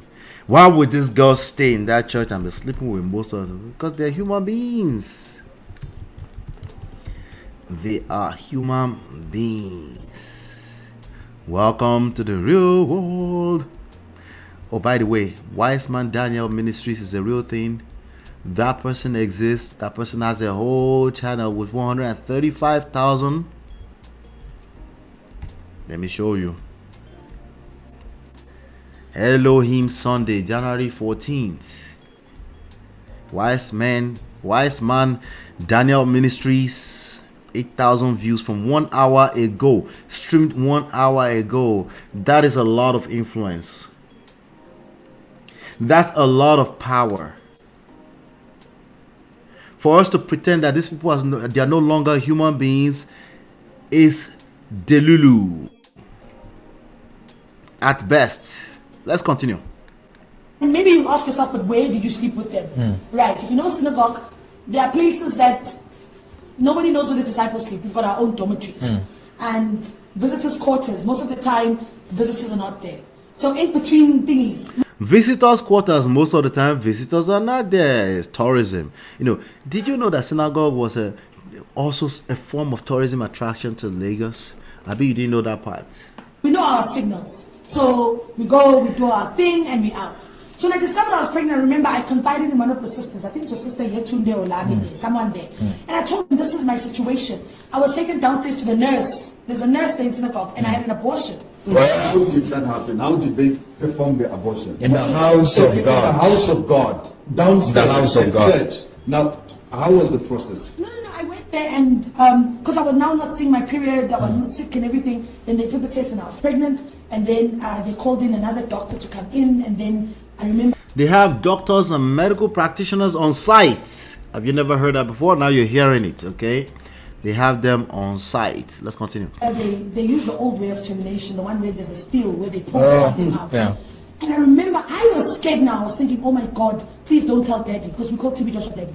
Please don't tell Daddy. Please, I beg, don't tell Daddy. He said, no, don't worry. Everything is fine. You're okay. Immediately after. Not only will they tell Daddy might just be okay, so that you're sleeping with his wise man and you're going to create all kind of drama. He doesn't want that kind of drama. Like, that's too much, right? He just wants to continue his operations as you know, as normal, as usual, right? It just makes sense. Well, he kind of knows he shouldn't do that. He should just go. But it gets to a point, power, influence. Nah, God will forgive us. Just let it slide, you know. How do I know? Because in some of the most holiest of Pentecostal churches where I grew up, they will call people to the front, quote unquote, punishment when they impregnate themselves. Yes, they impregnate themselves. Are you mad? They impregnate themselves, okay? I told you that before. I've seen this across the board, okay? The only place where I haven't seen this because I was probably too small was Anglican, the original one. But everything else before that, I've seen it all. Okay. When it became their own child, they tried to cover it up. Because it made a low ball. Alright. Now, before I heard from some of the children that that's what they used to do, the way God set me up, I can already kind of imagine it that of course that's going to happen because I've always been engaged with understanding human nature. Even before I read books. Okay, so it's a gift for me. So the idea that it's just church and people will stop having sex, as I don't think anybody think that too, but they act it, you know. For me, I spelled it out. I said, no, human beings have sex. Yes, inside church too. Yes, you know, not everyone. We're just saying human beings. Some of them will, right? And then I chorused that practice. I went straight on stage to rehearse. Soon after abortion. Immediately after abortion. As if nothing ever happened. But when you see people going there and you see TB Joshua calling them out, so you've got a spiritual class. Yeah. You've got this. Yeah. Very Sister Sithle. She's seen him on the altar. Right in the house. Right in the house. Yeah. Some of the sisters that I stayed with, at synagogue don't have wombs. These were sisters that would confide in me and tell me. Because I was worried to say, I'm having an abortion in the church. I'm going to be in trouble. And they were like, don't worry. Don't worry. It will be okay. After all, you are given to the church. You need to be, you're given. Because I was told I was supposed to stay there for a very long time. Yeah. You know? And for me, it was a way of life where you see, disciples don't get married. If disciples do get married, you kind of get ostracized out of the church. Yes. I've got a friend, her name is Angela. She was the first white disciple to stay at the synagogue. So she got married at the church, and then she also saw things that she subsequently left. She wants nothing to do or hear or say about synagogue church or nation. She left. And me being there, I'm very vocal and I always ask. So every time at night we have disciple meetings. Now at this disciple meeting, that's when we learn the language. We learn the speech, we learn the behavior, we learn what to say, what not to do. That is why when visitors come, for example, when visitors come, most of them will say, TB Joshua's disciples are rude, they are cruel, they have no hearts, they are bullies and everything like that. But the main thing is, we told what to do, what not to do, and what not. And the most amazing thing is, you are assigned. For example, if they say there's a special group coming from South Africa, you are assigned to this group, you must be in charge of them. There are certain visitors, some visitors don't come to the dining hall. Some visitors don't come to the dining hall because everyone sits in a normal dining hall. Yeah. Some visitors, you are assigned to go issue and give them their food in their rooms, be it breakfast, lunch, or supper. They just don't come to. So females are attached to male. However, you are just attached. It's not like female to female. No, for example, I'm from South Africa, so if South Africans are there, they'll attach me to say, maybe they'll understand me better. And I'm very eloquent, I speak well, so I'll be attached to say, you look after that person and make sure that person is fine. Whatever that person wants you to do. What is whatever? Whatever they want you to. Now, you were there. Yes. You were assigned to this rich man. Yes. And then the wife walked in on you. Oh my God, yes. Yes. I wish I could take my clothes off to show you. So I think my parents remember this because I was flown in from synagogue because my buttocks, like the left and the right, have burn marks, right? I was burnt with hot water. What? Her bombs are burnt with hot water. Jesus Christ. Let me just acknowledge some of the people here. Shout out to Rena, Becky. Happy Sunday to you. Shout out to D. Hello, how you doing? The surprise is from Delulu. Abby. Faith Jonathan. Hello. Bisola is a liar who says she acts without knowing why. Interesting. Dilo says Wiseman too get channel. Now wow, there are many of them. There are many of them. You're going to see a lot more coming out. This thing that just happened with BBC, I don't know if you're aware. It's a kind of worms. And TB Joshua, at least, is no longer a person. He was a person. TB Joshua today is a movement.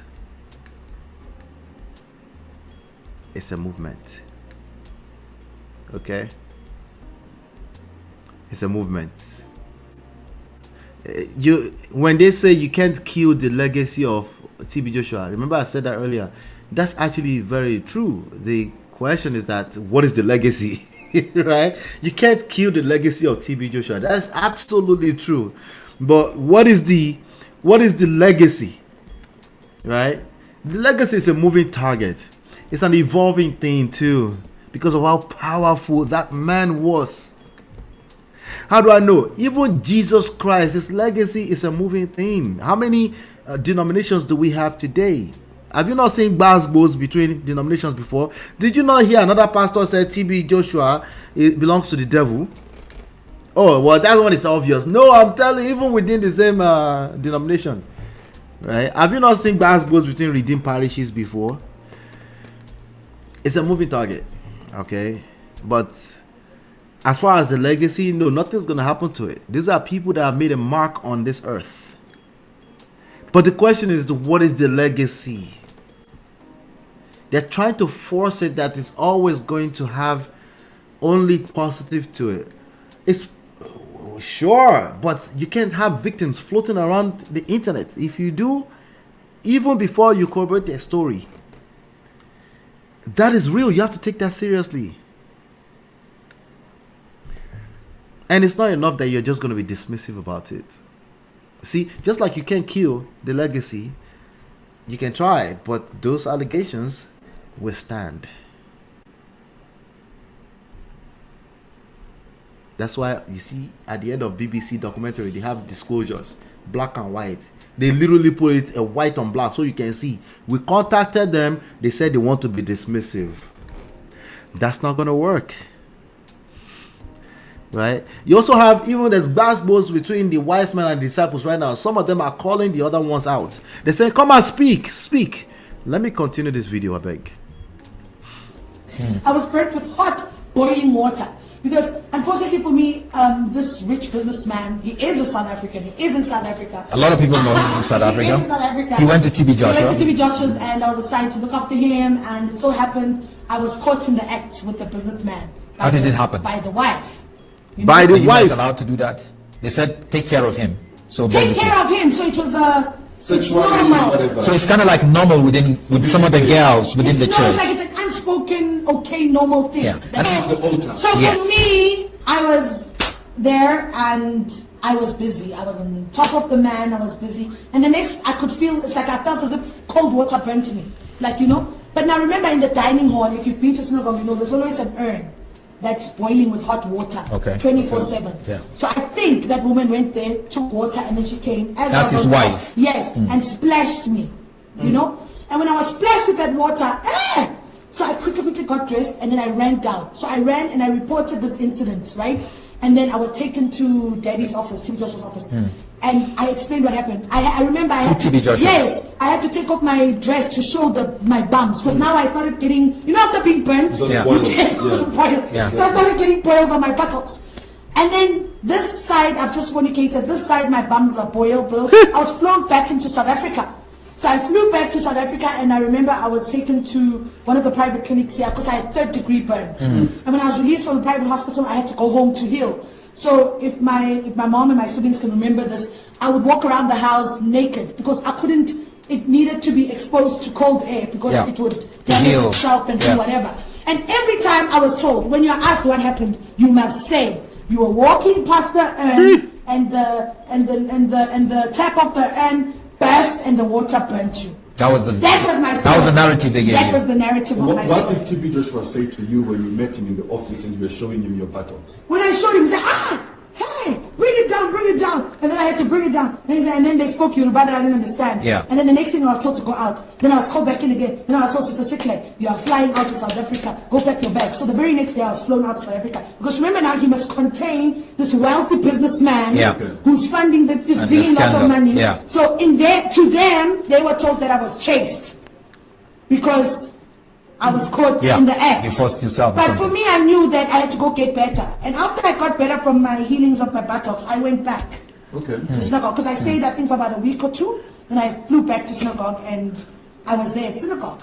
You know, and I remember Jabu Songwani from Joyous Celebration. He came to synagogue with his crew. And when he saw me, he's like, what are you doing here? As beautiful as you are as South African, what are you doing here? And I kind of briefed him. I said to him, Jabu, I want to go back home. I'm not happy here. He's like, so why aren't you going home? And I'm like, but I can't. You don't understand. He wouldn't understand. And I can't really talk much. I'm like, I can't because my passport, when you get there, your passport and everything stays in the office. I'm like, my passport and everything is there. They take it away intentionally. Yes. And I'm like, but I want to go home. And I remember Jabu, he was there because he was shooting, him and Joyous, a few members of Joyous Celebration. They were shooting the song, God's time is the best time. So Jabu kept on saying to me, something is wrong with this church. You need to leave. And I'm like, I wish I could leave, but I couldn't. So now I think some of the disciples saw that I was continuously talking to Jabu and the Joyous Celebration members. Then I was reported at the office. Then I was told I'm no longer allowed to be seen with them. I was assigned to a different group. That's when I bolted out. And I remember TB Joshua was walking to his room. So his bedroom is right at the end of the church. So he sleeps alone there. And I followed him up and I was... He sleeps alone with his wife? No. Disciples are at one level floor and then the wife is on a different level floor. They don't sleep together in the same. He's alone right at the top end of the church. So I was following, running up to say, because now I want to go back to South Africa. I don't like being here. Because I remember Jabu Songwani saying, you now look like a Nigerian. Even your English, everything. And I'm like, I want to go home. I don't want this anymore. Hey. So now... I'm very, when I want something, I want something, you know, so I think I kind of provoked or pissed him off, and the next thing, I don't know what happened. I was, boom. TB Joshua hit him. And then I kind of felt that, but then I remember when he walks these disciples, so I fell onto somebody, and I went to my room, I was upset, and then obviously the sisters came and said, don't mind, holy anger, you know he's your father, you know a father disciplines a child, you are a child now, so please understand. So I had to stomach it in, and I was like, okay. All right, fine. But I still wanted to go home. Right. You know, then we were taken to the prayer mountain. And this for me was always something that I questioned, to say the prayer mountain that visitors go to is not the prayer mountain that TB Joshua goes to. How's that? You know, it's completely different. They might show you old furniture and say, this is, remember it's a script. Yeah. When you come to Prayer Mountain, we'll say, okay, everybody, praise the Lord. That's what we say. Good morning, praise the Lord. On the left-hand side, this is the place where TB Joshua, man of God, prays. And it's old. But that is not the one. Where he prays, God, I have seen with my own eyes. Is that where you used to swim naked? Please, that is where, ask Bisola, she will tell you. There, you don't know whether it's human being or fish that is there. You don't know what is going on there, but it's diabolic, you know. And that is where many people's pictures are there. If the picture is not buried, the picture is nailed to the tree. That is where everything happens. But now for us, it's like, you know, you look at back now and you say, but like I always pinch myself and I say, but see, like you end up thinking that you're making up stories because you don't believe that you were in there, you were in it, you were in there. I mean, like when these people were made wise men, I laughed my head off. I was like, even me, I could have been wise woman if I wanted to. And you ask yourself, why is it that the disciple girls that are there are not married? Why is it that the disciple girls that are there don't have children? Because many have lost wombs in that process. Many disciples who came there with sicknesses. I've seen disciples die, dead bodies. Where you wake up, there's a dead body and will be thrown in a trash can. Trash can? Yes. Trash can. I've seen dead bodies where disciples... In the church? Oh, my. All right, I need to pause that for a second. Oh my God. Jesus Christ. Oh my God. That's a lot. That's a lot. That's a lot. Listen, before I continue, I'm going to continue that. Okay? Hold on 1 second.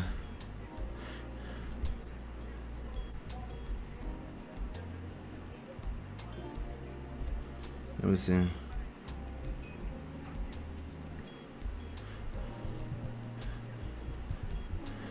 Alright, I'm gonna play this. Evelyn, the wife, prophetess Evelyn, the wife of TB Joshua, she responded. I'm not sure if this is the response I'm looking for, but I'm just gonna play it, and then I want us to talk about that as well. Is a witness for God. I'm gonna go back to the auntie, by the way. I'm gonna go back to the auntie, South African lady. The word love is the most difficult word for many to pronounce. They cannot recognize it. They can't give it out because they don't have it. You can't give out what you don't have. Many came into Prophet T.B. Joshua's life, loving his job, loving his gift, loving the grace of God in his life. And they wanted to tap from it. And they do. But others want to get it off. Not even liking him. If you love Prophet T.B. Joshua, you will love Evelyn. When Prophet T.B. Joshua decided to take a rest, he decided to stay inside and watch events. And on that fateful Sunday morning, like today, right there at the walkway, and somebody said, quick question, is Mama Evelyn, is she a Yoruba woman? I'm just curious. If you guys know, let me know. Oh, I wish Daddy could come out to the service today, referring to Prophet T.B. Joshua. And to my amazement, somebody quickly shut her off. What is Daddy coming to do in the service? We are doing it. We are doing the job. I was silent. My people of God, I went in. I gossiped to him. They said you don't need to come out to the service again. That they are doing your job for you. And the next service, the prophet came out to the service. All right, so that's not the one I'm looking for. I think this might be the one I'm looking for. Let's see. Let's play this one. I said it again. The prophet's office was just down there. Okay, this is the one I think. It was a Wednesday service. And after the service, people will come in to see him. There's the way that office was built. For instance, you are coming through this way. This is the entrance to the office. You come in. This is the office. But in this office, there's 2 rooms there. And there's something like this before you get to the room. So this is the prophet's office. You will walk in this way. Me being me, I hang here. And I'm watching as people comes in. And a woman, I called her a woman because before she came to the synagogue, she was married. I don't know what happened to her marriage. Maybe she was divorced or whatever, I don't know. She was married, so she was a woman. And immediately she came in, she knelt down. I am telling you this because I'm a witness. Please, sir, I am homeless. I don't have a place to stay. I wonder if she's talking about Bisola here. I'm just wondering, is she talking about Bisola here?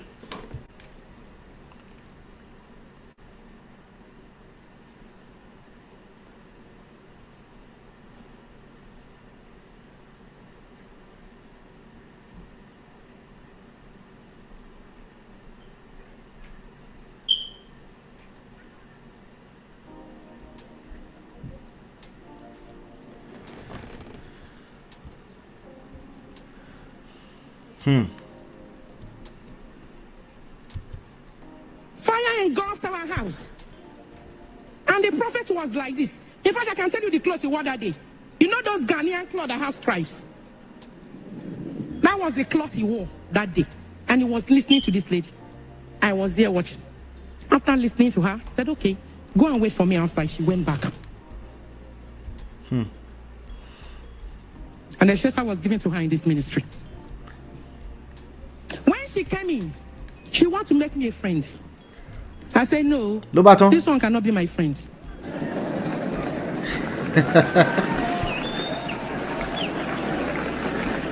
Over the years, she tried to make me a friend. I said, you cannot be my friend because she doesn't know anything about me. Today, she can't say anything about me because she doesn't know me. And so, we began to live in the synagogue. I saw her kurukere. And I thank God that the prophet did not give in to her foolishness. Keep away from foolish people. Stay away from them. Jesus. So that you don't become what they are. When her time came to leave the synagogue, she started. The prophet is this. The prophet is that. That and this. He has no wife. He has no child. I said, all those times that used to come to my tiny sitting room to come and tell me, this one happened. Mama said Brother, you don't know what is happening, no? This one happened. I said, I don't look at those things, though. In fact, I don't see them. Who was I? Who was I to you? Then. But you know what? With all she has said in this word about Prophet T.B. Joshua, I'm expecting her to say one thing. Why did the prophet spat at you publicly in this church? Spat at your face publicly. You had a pastor talking. Touch me here. Touch me there. Did I just hear what I just heard? Did you guys hear that? This is what I mean by the church is now ready for 2023 and beyond. She was trying to defend the legacy of her husband at this point. But did you hear what I just heard, or is it just me? I'll rewind though. If you don't hear I'll rewind. She's talking about Bisola. Thank you, Jerry. Thank you, Stella. It's Stella. Thank you. But I bet how far are you there? The ad libs, right? Well, hopefully you get to see Bisola who she was and my resentment towards her. You used the word was. But I bet you used the word was. Imagine if we were all being judged on who we were. Oh my God. This story will never finish. Imagine if you find out who I was. Hey, wala. Everybody gonna be like, man of prestige, you did that. They will anyway. They will judge me, but it's okay. But that's who I was. Who were the lady your husband told her is not his legal wife during their pillow talk? Who were the lady your husband told her? Reconstruct deal of that statement. Toby said Bisola is not perfect. She was a victim who became an enabler. We go explain tire to Brother Ben. We go explain because no evidence. Rena heard it. I'm gonna rewind it. I have to rewind it. See, I don't create, I don't manufacture. People say what they say, I react to it. I don't manufacture what they say. She said it with her own. Let me play it again. In this church, with all she has said in this word about Prophet T.B. Joshua, I'm expecting her to say one thing. Somebody might say, is that all you heard there? No, I heard that she's defending her husband, rightfully so. She's trying to uphold the legacy. Does she have the skill set to do it? No. She's terrible at it. She's absolutely irresponsible. I'm not talking about the actual atrocities now. I'm talking about the way she's handling this right now. It's irresponsible. But that's just my opinion, right? But of course, small explanation is never enough for them. They must tell on themselves. Did you not know that? They must tell on themselves. Explain because no evidence. Let me continue playing. Why did the prophet spat at you publicly? Did you hear that? Not just spat at you, but publicly. He shock you. Did you hear that? Funke.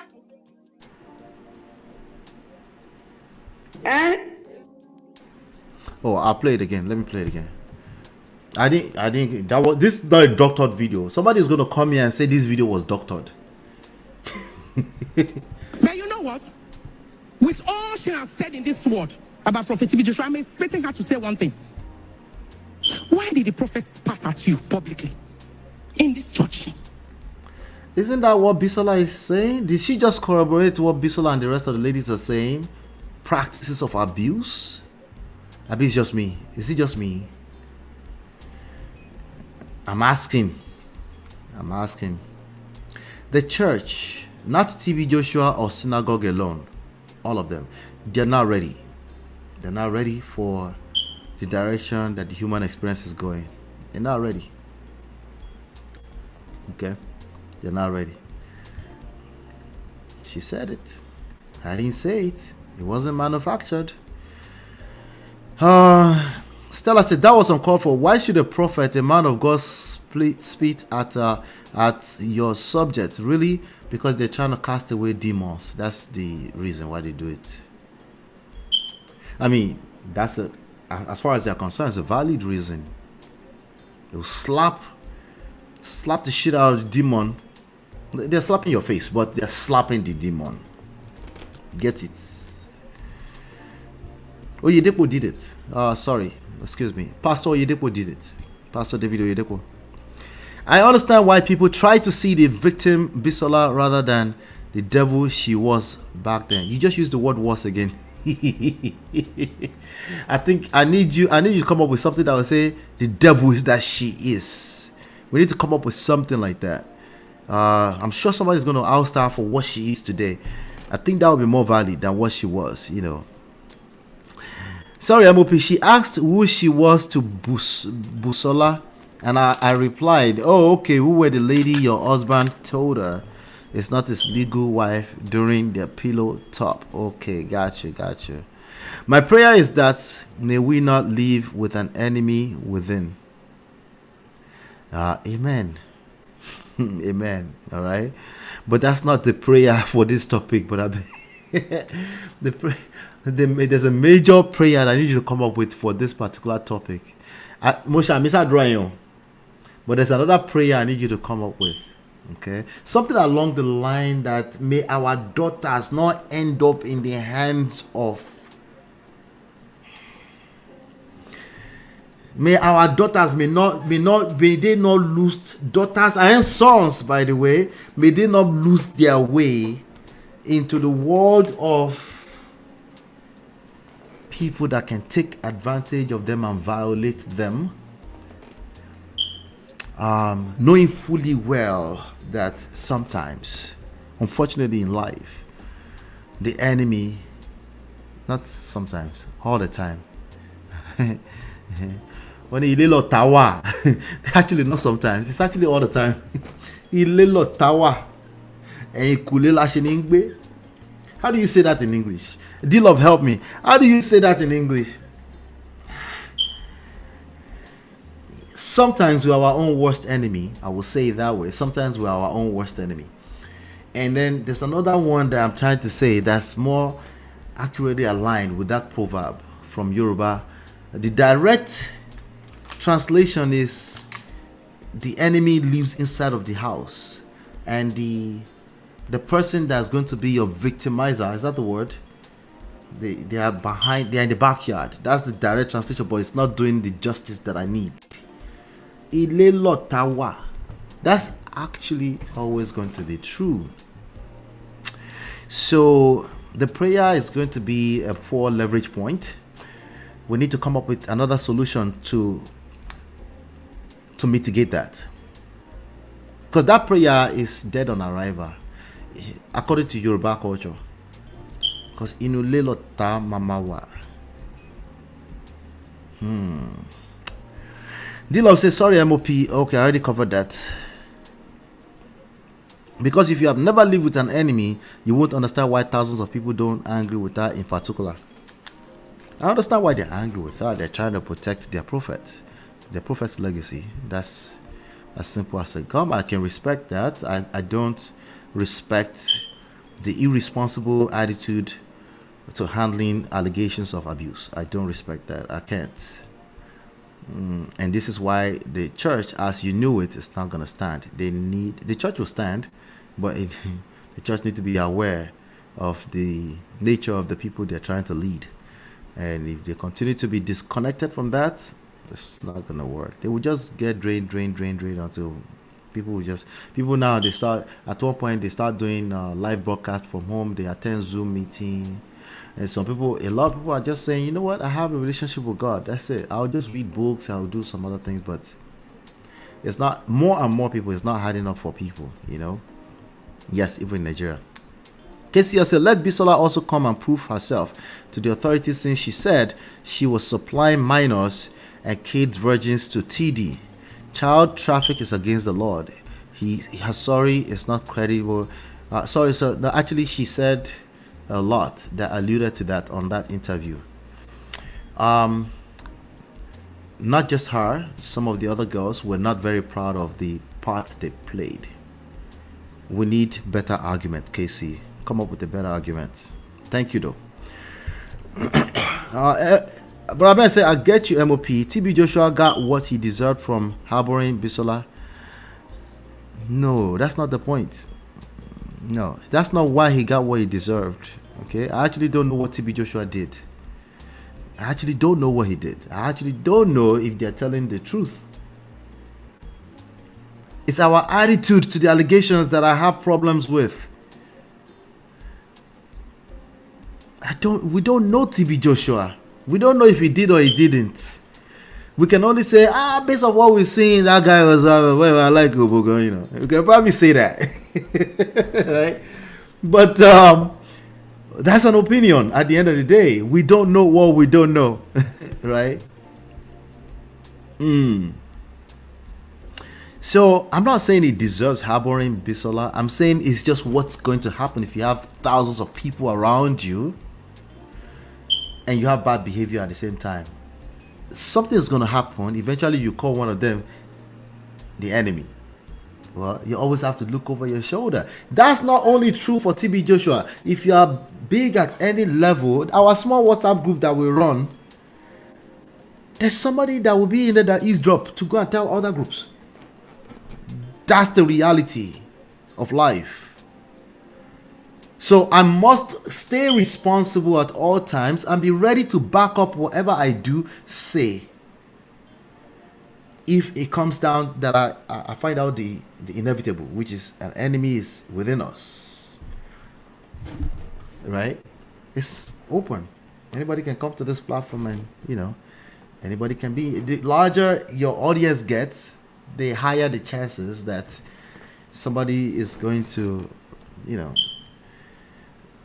try to tell on you or try to castigate you or be used against you by your enemy. Right? That's never going to take away your responsibility to know how to conduct yourself, to not abuse other people's daughters, their children, or spit on somebody's face in public. That's your responsibility, as admitted by the wife. Well, the wife said it. So Bisola did not say this one. Bisola did not say this one, unfortunately. Mama Evelyn said it. I'll play it again. It's all she has said in this word about Prophet TB Joshua. I'm expecting her to say one thing.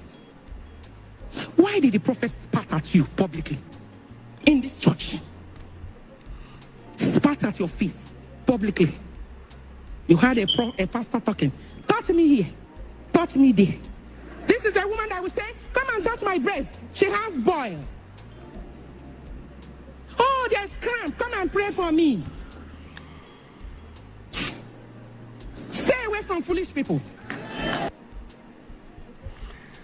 All right. So she says, stay away from foolish people there. But we seem to be a little bit obsessed with Bisola. After all, today's title was about her. Is she lying? Is she lying? Let me play this. I'm going to play this video. I ain't go to our house. Property over 3 million naira.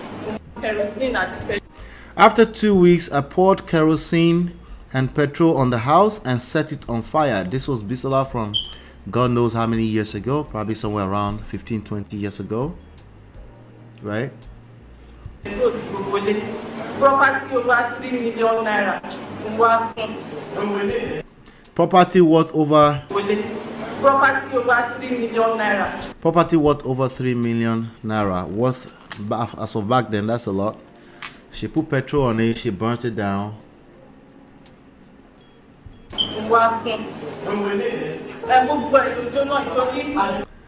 She burnt the whole house. She was making a confession at, and they publicized it for the same reasons. They publicized everything to recruit more people into the same garden, right? Publicizing it. But she was making a confession. That's what people go there to do. I am willing to bet there are people that see other people confessing and they can't wait. They want to make their own confession too. If you don't believe me, just look at how testimonies work in church. There's an urge Once you see other people give testimony, you're like, oh, I want to give testimony too. You want to be a part of it. There's certain people that they have to be a part of it. And they will find other logical reasons to justify something that was purely triggered by emotions. That's how human beings work. So I'm not exactly surprised that she's making a confession. I'm not surprised that Bisola had a troubled past. Not me, I'm not surprised. The only part that I'm surprised that shocked me He shocked you. is that people are surprised that Bisola had a past. I'm not surprised. Why are we surprised that Bisola had a past? He shocked you. Why won't Bisola have a troubled past?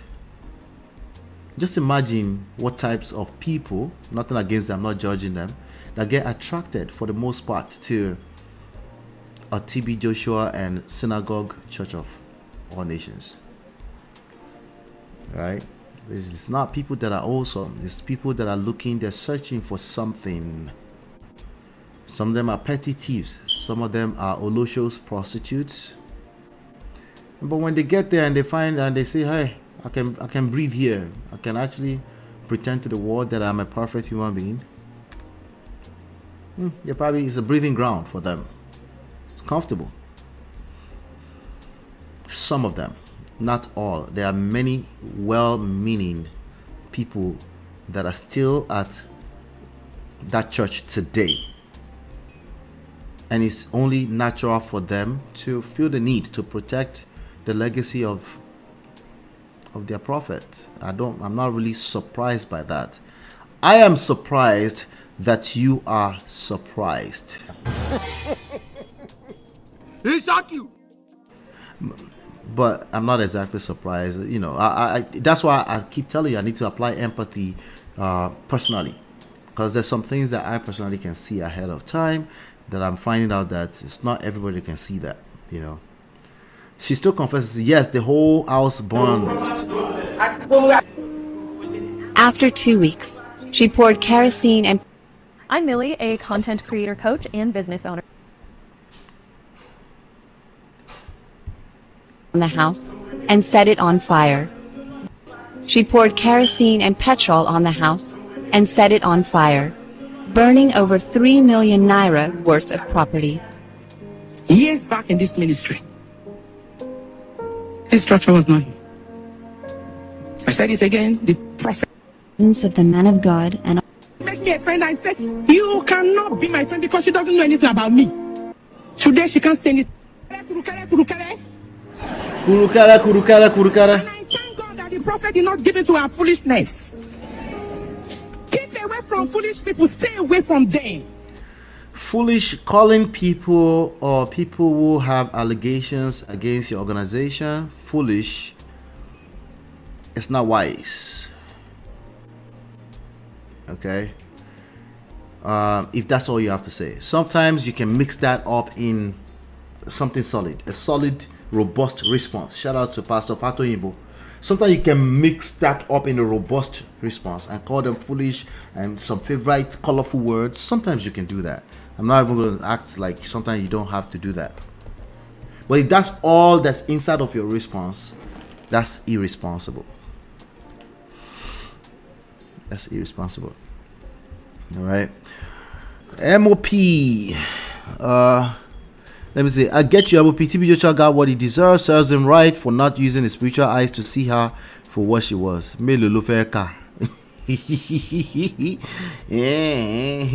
only thing he can do is control his own behavior. That's it.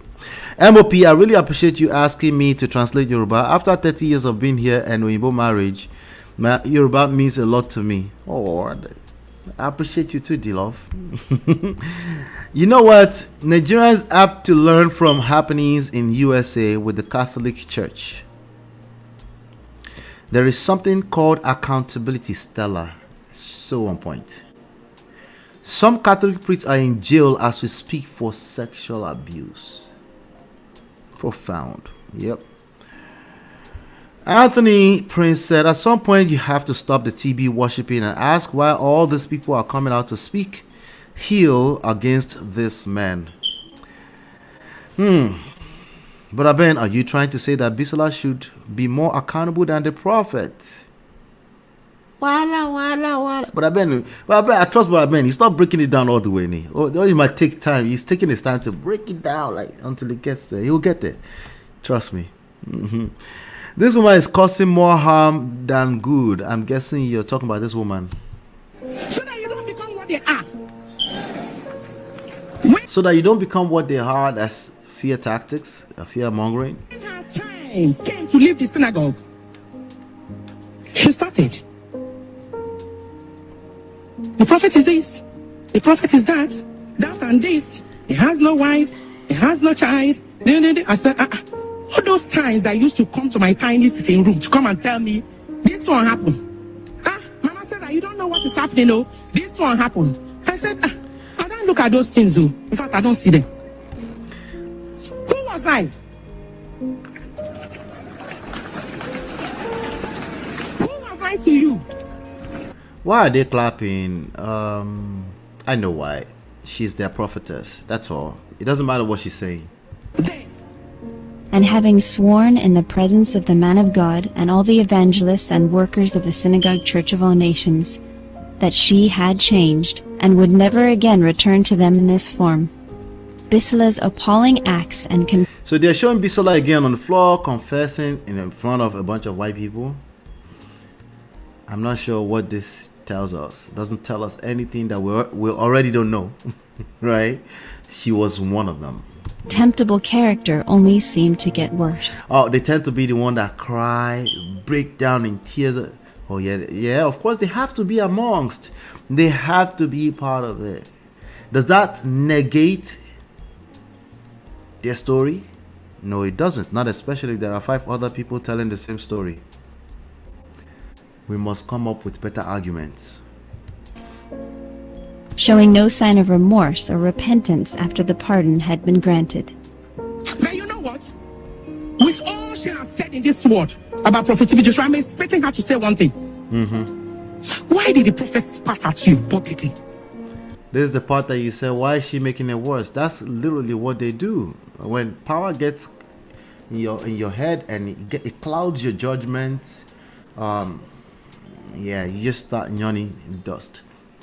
You know, all of us that talk for a living to some extent, right, that will coach and all this kind of stuff, you know, it's one of the things we have to watch out for, because we are naturally talking more than usual, more than an average human being, right? So at some point I'm going to say something that's off, that's wrong. I'm going to get checked on it. You know, sometimes they're just wrong. Sometimes it's just offensive. It's just what it is, you know. How much more when there's allegations?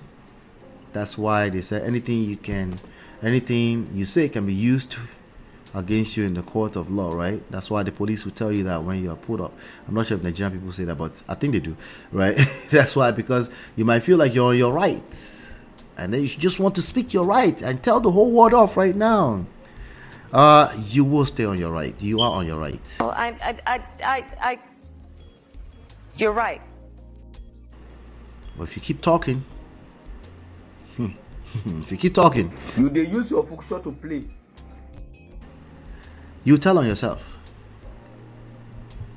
In this church, spat at your face publicly. You had a pastor talk. I didn't say that. She said it.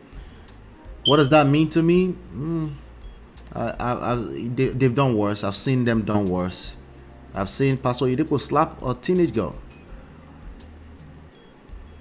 As much as Pastor Oyedepo people want to separate, please don't involve our name. Like, okay. Same behaviors, okay? I'm not talking about TB Joshua now. I'm talking about TB Joshua's wife. It's the same behaviors, okay? What does that mean? To me, it doesn't matter. I'm just one person. What does that mean to you?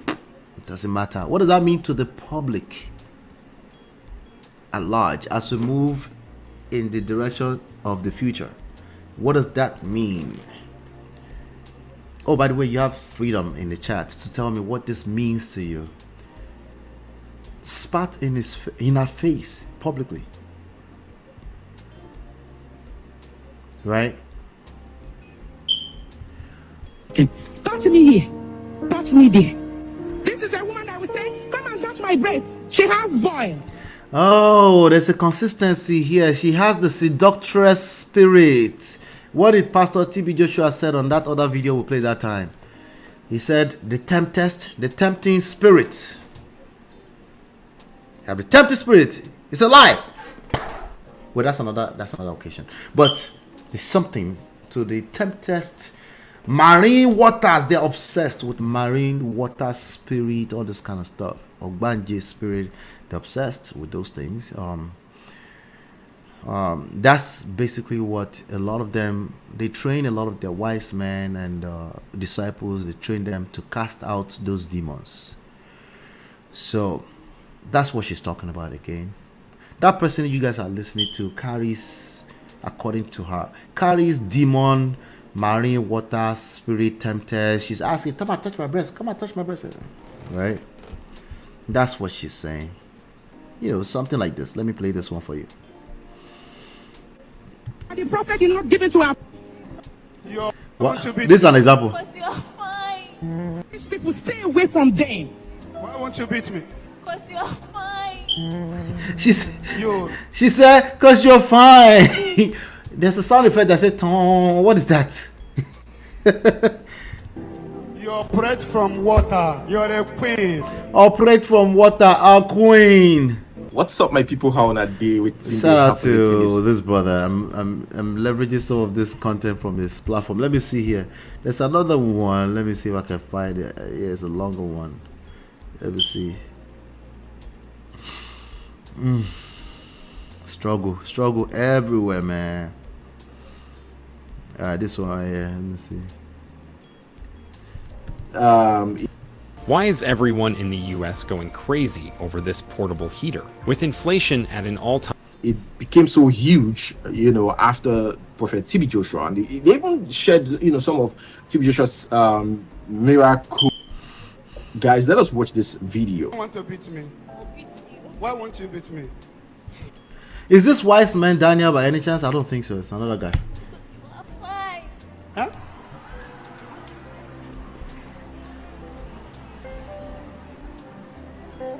Why won't you beat me?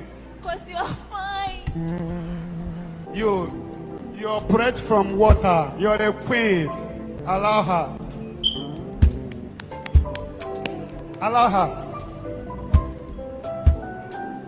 Allow her. She's a senior in the Marine. Do you know me? Yes, I do. Why you holding me now? You know me? Yes, I know you. Who am I? Huh?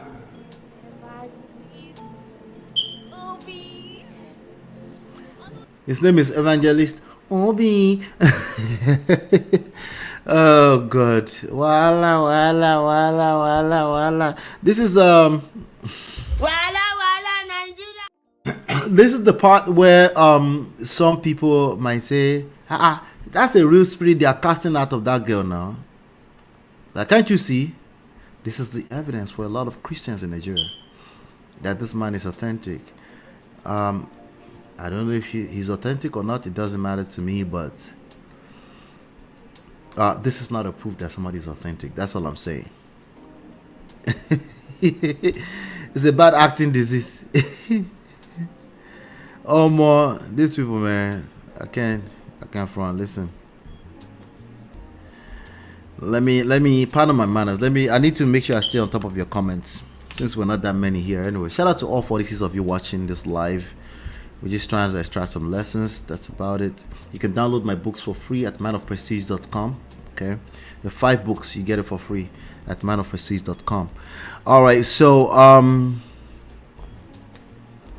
let's see. These allegations can be investigated, and if proven, he can pay because he has assets.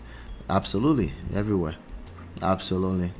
But in Nigeria, I doubt it. You know, for in this year 2024, I doubt it. Maybe 2020, 30, maybe 2030, maybe. Yes, Casey said yes, she's lying. My argument is that she's a Christian, God-fearing woman. Why would she agree to supply other people's virgin children to?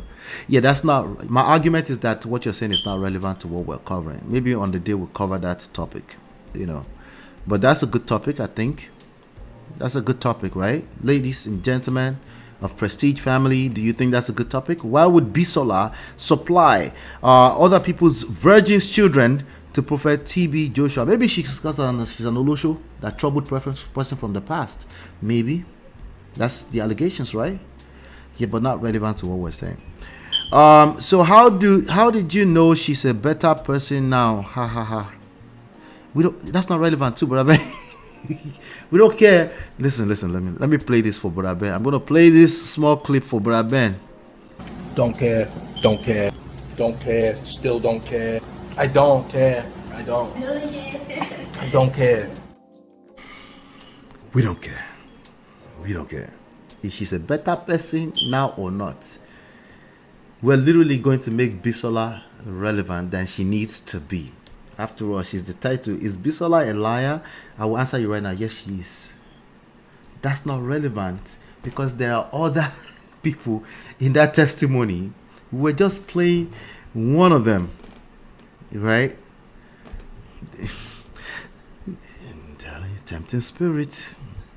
You, cause you're fine. Fine where? Lubaton. You disagree, D-Love.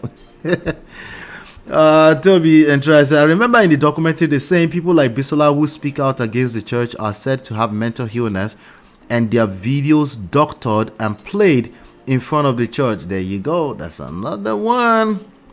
These are real possibilities. Okay? These are real possibilities. Right? She also became a video director in the church too, remember?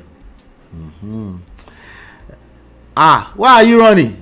Somebody please tag me with the sound bite. Why are you running? So I can use that. Why are you running, brother Ben? Don't run. I can't say for a fact, but speaking out about all the bad things you've done takes a lot of guts. It does. Bad acting disease. Pastor, don't see beautiful girl. Theatrics. You want to see more theatrics? Very poor acting, and people believe this nonsense. That's their evidence that this pastor is valid. That's majority of Christians' evidence, Nigerian Christians in particular, that this pastor is valid. Never mind the fruit of the spirit that the scripture talked about. This is their evidence.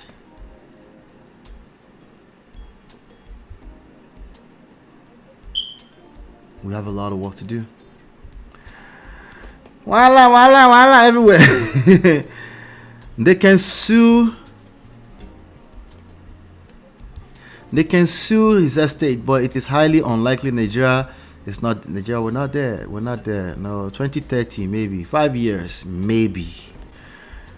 Bisola is just a piece of the puzzle. Brother Ben should decenter her. Listen, I made Bisola the title because her name is not sensational, just in case you don't know.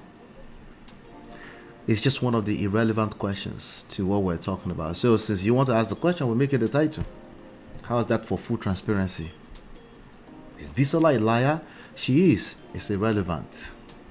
I'm sure she's lied 1 or 2 times. Did she lie on this documentary? You're going to have to call everybody else a liar too. Which, of course, the Wiseman are already attempting to do that.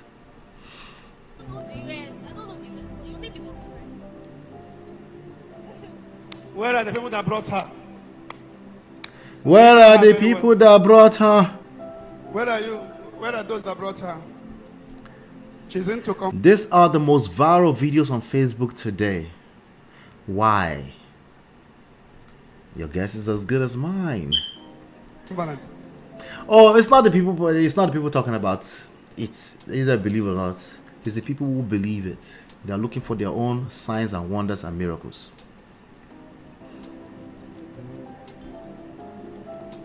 Huh? It was the brother that asked her to go. Huh? The uncle. The uncle said I should take her to them. Talk to me louder. I said the uncle. The uncle asked me to take her to them. No, my mom said, I'm with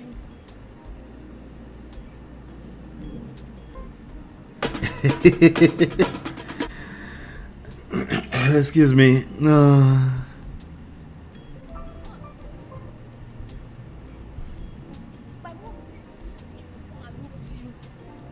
She said, my mom sent me here to come and meet you.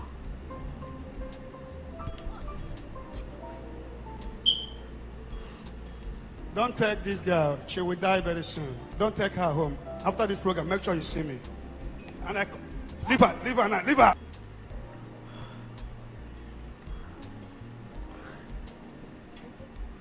She what? What? Not be juju be that. She will die soon. Why? Because there's a trance running through her and she's making a confession? Oh, if you take her home, don't you dare take her home.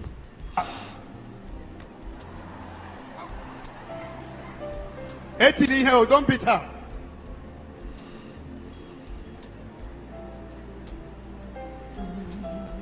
Did you see her try to smack the nonsense out of that woman? Let me rewind her.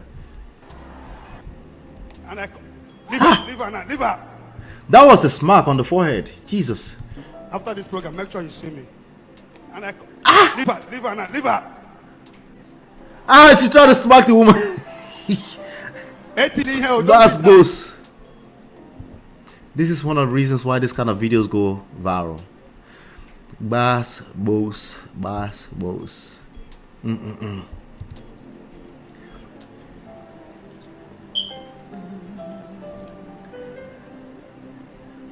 Alright. Do you want to beat me? Do you want to beat me? Why was she intervene? Do you want to beat me? Who beats you? Why won't you beat me? Because we're fine. Huh?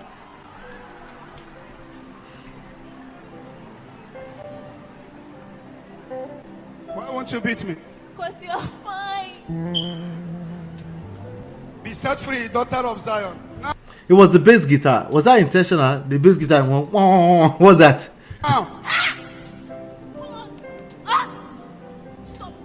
Tell them to stop holding me now.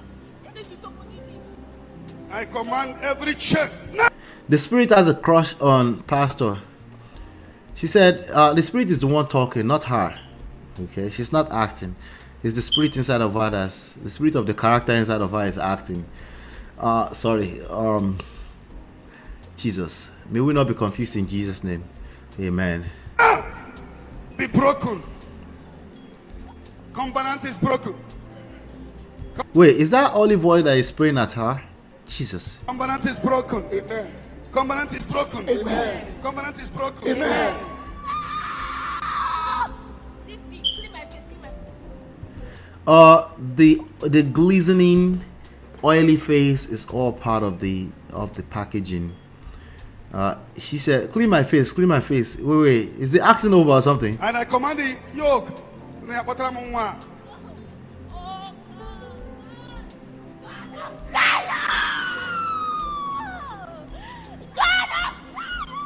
her go.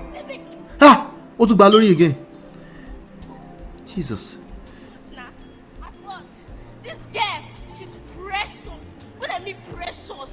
She has greatness. She has greatness inside her. I stopped her from going to UK.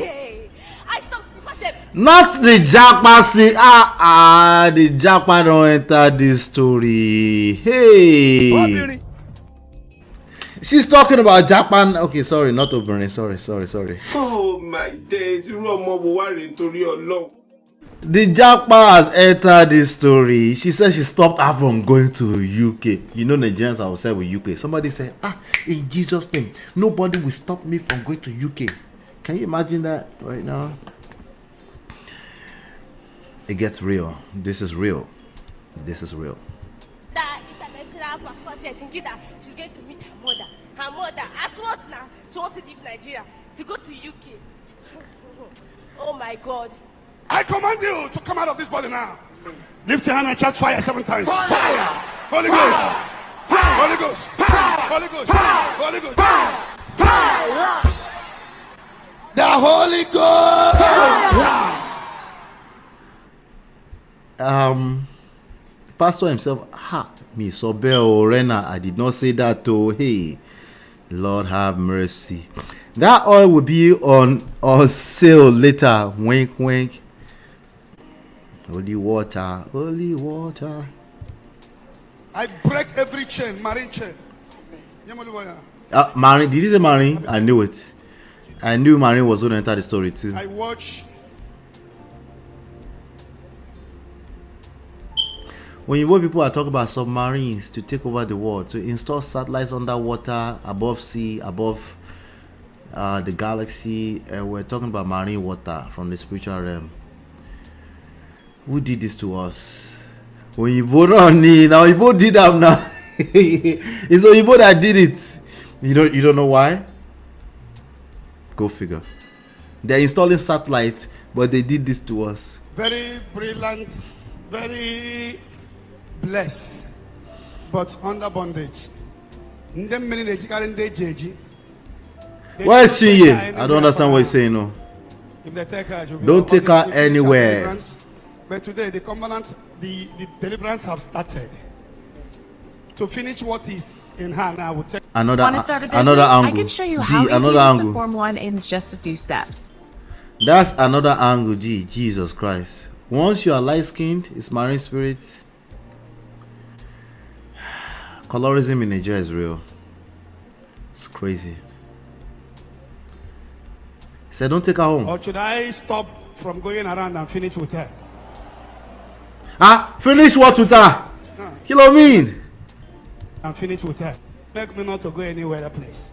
Or should I stop from going around and finish with her? They said no, you must cast this demon out of this woman. Be set free. In the name of J-E-S-C-O-S. Jesus. Whenever that the priest talks about Jesus, whenever he talks about Yahushua, and all the different translations over times, decades, centuries be about the history of where Christianity is coming from, you know what their answer is, right?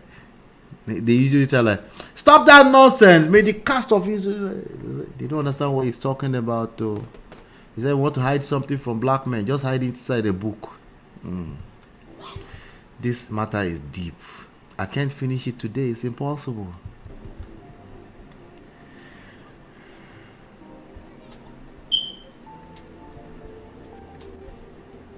I have a quick question. How many of you follow Murayo and the TVC crew, Your View crew?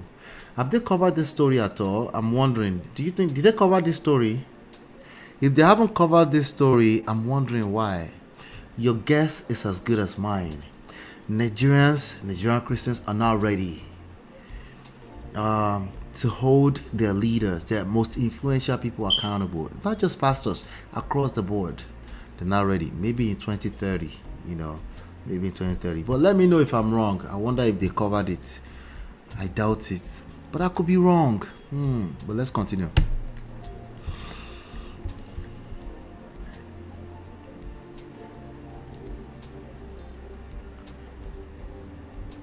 So they should not take her home. We will have some hours with her.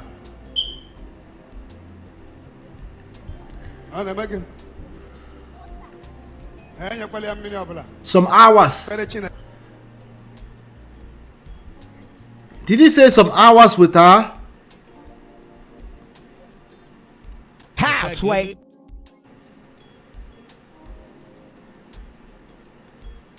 He needs more time. He needs more time. Jesus! Allah kusuru. Allah kusuru. There will be testimony. She's bright. She's destiny.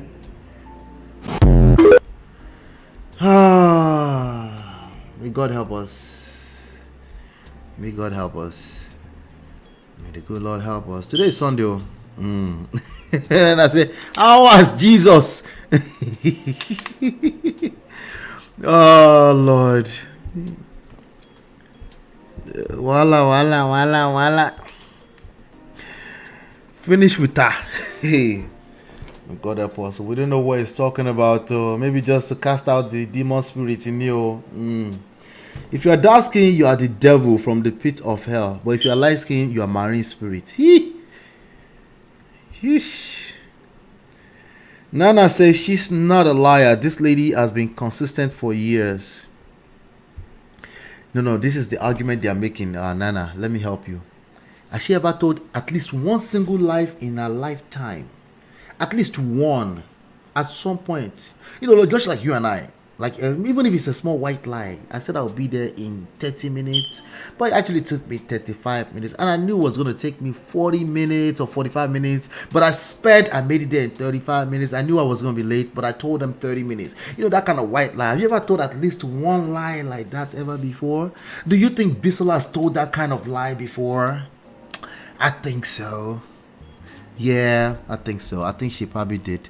So by that argument, I rest my case. She must be a liar, just like the rest of us. That's all. But with this story, we have to tell everybody else on that stage a lie before we can call her a lie.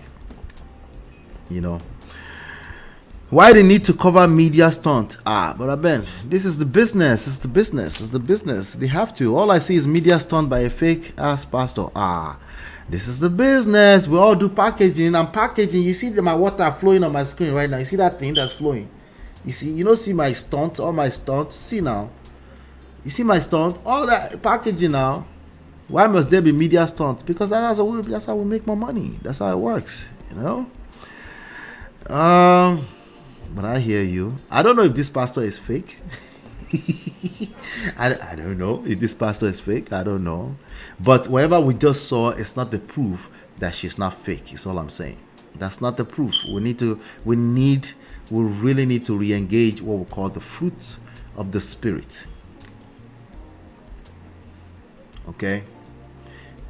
That is not something you can just say with our mouth. That's something you have to study for the rest of your life. Literally. Okay, it's like talking about emotional intelligence. It's something you have to remain a student of for the rest of your life, because what you determine as the fruit of the spirit is a function of where you're coming from, your own biases, what you believe in already. Of course, TB Joshua followers will say he has the fruit of the spirit. I think if they think so, I think they are right. Who am I to argue with them? Well, you're right. I can't argue with them. But those are not facts. That's just how they feel, right? That's just how they feel, and we have to respect that. Yeah. Nana say Ola, obviously she has told lies. To be honest, she was part of the manipulation. However, just like the case of Jimmy Jones, people come out. Yes, everybody should check out the Jimmy Jones story. It's not new, It's just going to be more of it. We're going to see more of it because of social media. But this kind of stories are not new. As of today, The View hasn't, but TVC grazed through it. Yeah, I wonder why Your View has not done it. I wonder. But anyway, let me see here. There's something else I wanted to play here real quick. I wanted to finish this one here.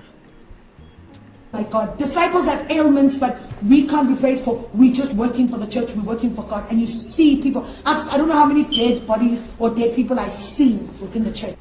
So I remember at synagogue, and then I had an abortion at the synagogue. How did it? All right, we'll finish that off.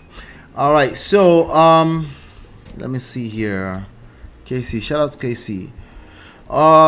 There's a video here that I think we should at least touch on before we finish this particular episode. Let me see here. Watch later. There's a video on here. A couple of videos I want to see. You guys might have seen Pastor Okotie outrightly. His statement was also irresponsible. Listen to me carefully, okay? His statement was also irresponsible. That's not how you address sexual assault allegations. Nobody's asking you to take sides. Not particularly with another spiritual discombo bujalaya. You're not helping. You're just one of the same kind. Let me play for you. I'll play for you. He came out to completely, talk against the legacy of, but particularly from a spiritual standpoint. We don't need that. We don't need that. All right. But I'm going to run through some of these videos here, and we'll take it from there.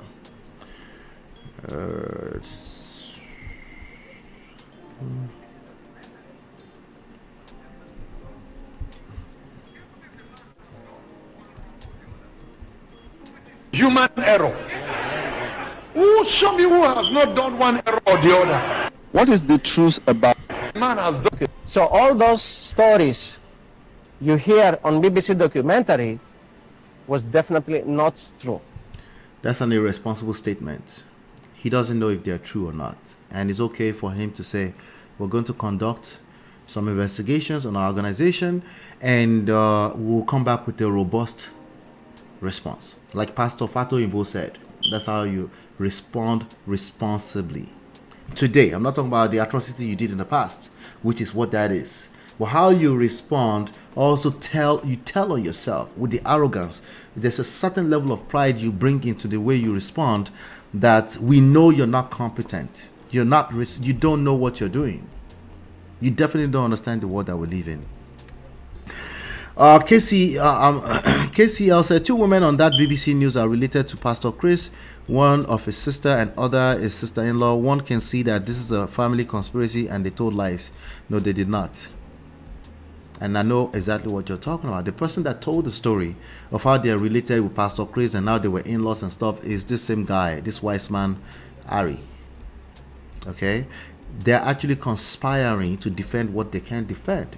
I'm telling you, it's over. Time is up. We're not going to be able to defend what we don't know anymore. We need responsible leaders that will call for investigation without assuming that it means they're guilty. Calling for investigation does not mean you're guilty. It just means you're responsible for the public that you have to answer to.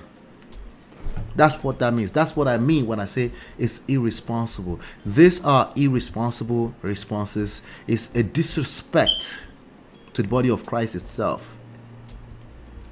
How can a British family of 6, father and his children, stay on squan for almost 20 years with their children being abused and they don't report to police?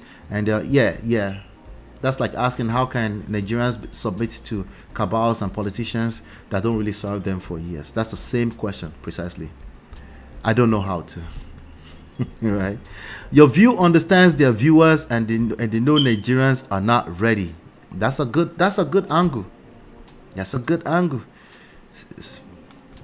Exactly. Some Baba pastor will call me and say, Nana said, this is not conspiracy. It happened in many countries. The case of Woko, Jimmy Jones, Children of God, where many men and God and boys were abused. Many. Catholic Church, many. I guess the question is, should whistleblowers be held accountable for the crimes they perpetrated within an organization? Is quite a dicey. Exactly. That's what I meant by it's something you have to handle with care, Something you have to handle with care. I don't think anybody's going to take Pastor TB Joshua to jail. Right? It's over. We're just trying to talk about accountability in society. That's all it is, If you are putting people into trance and you're casting demons out of them, they go into trance, they lost themselves for multiple days, some of them for weeks, and they come out and they say somebody has touched them. Don't be surprised. We are going into a new era. We have more than enough intelligence around us. From a physical standpoint, emotional intelligence standpoint that we can use to improve mankind. Do they have to continue to go into trance? So somebody come out and say somebody did something to them. Don't be surprised too. That's all we're saying. We're just saying pay attention. It's a different time. We're in a different times. You're not going to get away with showing signs and wonders. Because actually the scripture in chapter 7 of Matthew already warned you against the obsession with signs and wonders. He did. Jesus warned you. But of course, now they listen. Please, can you review Pastor Odumeje Eje? He reacted to, right on time. Let's see. Even if the man has done one wrong or the other, which is human error, Who show me who has not done one error or the other? That's an irresponsible response to the allegations. You just threw him under the bus. You just threw his legacy under the bus. He's staying on the fence. It's not going to work. It's not going to happen too. It's basically, I can see his face. I can see through his spirit. He's trying to defend him. But even if he has a, show me. We're talking about sexual assault allegations. You see how disrespectful they get. It's like, don't worry about those kids that were sexually molested. Who has not done any wrong? That's the grape culture. What is It's a different time. It's a different era. the truth about TB Joshua? Who was he? Was he a product of Christianity? Was he a servant of the Lord Jesus? Irrelevant. If you talk It's irrelevant. That Okotie stuff is irrelevant. then TB Joshua, the manual, and the public of Facebook speak against him. Wait for my fight. Was he? It's not gonna. Odumeje is not doing anything to anybody outside of the people that believe in him. The only people he can touch, or any of these people can touch, are the people that believe in them. It's over. The game is over. We live in 2023, 2024, and beyond. The game is over. You need to actually bring real value now. You're not going to go wrap your value inside some spiritual concoction and hand it to people. They will ask you, say, why? Where is this coming from? Where are the fruits of the Spirit? Just barking from a pulpit is not going to work anymore. Have you been paying attention? No, you haven't. You need real value. Teach people how to manage their relationships. Teach people how to improve themselves, their health, how to manage and navigate the life we're living. There's so much more value you can apply, you can help people with in those arenas. But no, we must deceive them. No, they won't come. They won't come. So we must follow the followers because they are obsessed with signs and wonders. Let's just go and manufacture signs and wonders for them. No matter how, let's just do it. Because that's how they will come. Because they don't have long-term value. They don't know how to... Listen, say what you want to say. Pastor Sam Adeyemi is there in that same Nigeria. He started a church in that same Nigeria. He was able to build his church. He was able to build his church. I don't know him too. But if we're to guess, just a guess, a wild guess, he's probably not going to attract this kind of allegations ever. Ever. If I was to guess, will Chris Okotie attract this kind of allegation? Yes, he can. Because he doesn't even know how to address simple issue. He's talking about if it was authentic. A true prophet who... A true prophet, who cares? Was misunderstood. Who cares? Misunderstood. Or a hypocrite masquerading under the habiliments of the faith. I don't care. Because anybody can claim that. They can call him, he went to a Babalawo, he had a relationship with Shina Pella. He probably did. But hey, those are all types of religions and stuff too. Somebody said, Guru Maharaj said, he got caught up because, he was giving the credit of Shango, Oya, Ogun, Obatala to Jesus. I was like, maybe, I don't know. These are some of the issues that I'm going to address in this disquisition or in this broadcast. Don't say that I did not warn you. Allow. They are always warning people. That's the only value they bring. They're always warning people. They're always sowing seeds of fear. It's a perpetual cycle. It's a vicious cycle that people have a hard time getting out of. You came there because you wanted a miracle. You had some real troubles, some real things going on in life. And then in the other aspect, you also have, now they're telling you that if you ever leave, that you will die. I'm warning you. Just obey. Obey so that what? So that you can live forever? Nobody's going to live forever. Fear. Fear. That's what they use. The spirit to rest. Any noise from you again, you will never like yourself. Any noise from you again, you will never like yourself. This is an attempt to shut down people having opinions and conversation on social media. Are you aware that when you shut them down, you also shut down the other ones that are defending him too, including yourself? Okay, maybe not him. Odumeje is the G with the Obi Kubanas and them. So he's gonna be all right. He'll be able to talk always, So worst case scenario, we start his own media platform outside of Facebook. He's a magician. After all, enough Nigerians will still follow him. Who claims to be a prophet, but he's a false prophet, and calls himself Joshua to. That does not address the allegations. It does not address the allegations. Calling him a false prophet does not address the allegations. Other people, just general public, saying that, I don't care, on social media. But you, as a power in Nigeria, that's not what we need you to be saying. We don't need you to declare war against the other clergymen. There's no need for that. Because those of us that the growing population of people that are holding people of influence accountable, they're like, okay, it's false. Okay, good. Are you trying to say you're not false? Okay, what about the allegations? Identify with the nation of Israel. It just sounds like an opportunity to drag him. Maybe he used to drag him from before. To drag TB Joshua. What's up, my people? How are you with him? Let me go to the actual. Let me play a little bit of the Okotie stuff. Jordan, come over here. Come over here. This is making $50,000. As God with us.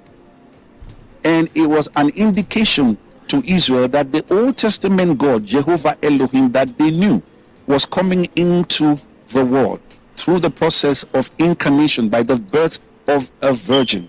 And that's why he was called Emmanuel. And there are other names mentioned by Isaiah. For instance, it's called Wonderful Counselor, the Mighty God, the Prince of...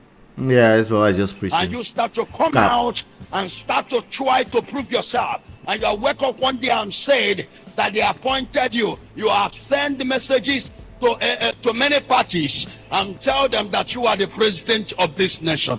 When I'm looking at you, I see that you are possessed. Exactly.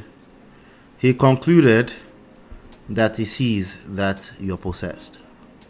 That's his conclusion. I'm going to react to your last comments and then we're going to call it a day. Because some of you are Obodo fam, I want you to go and join Auntie B. She's live. So I'm going to round up right now. I'm not sure if this topic is over, but... and the strategy were similar to enable the manipulation, sleep deprivation, using fear, public humiliation, intimidation, forming strong ties with politicians. Yep. These people trying to defend, it's not going to work, yeah. Except Pastor Chris Okotie, who used the opportunity to kind of throw the legacy under the bus, but never really, he barely addressed the allegations. He just using it to prove his existing point. That's not good enough for accountability. You need to call for investigation. You need to be okay with investigation. You need to have empathy in your speech for the victims, right? I'm sorry that you ever went through anything like that in the hands of my fellow other men of God.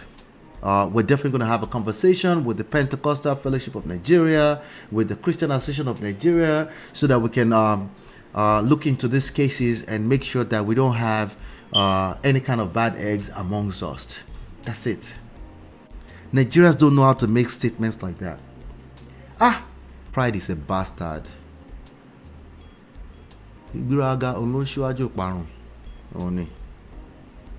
Yeah, that's how you address allegations. You don't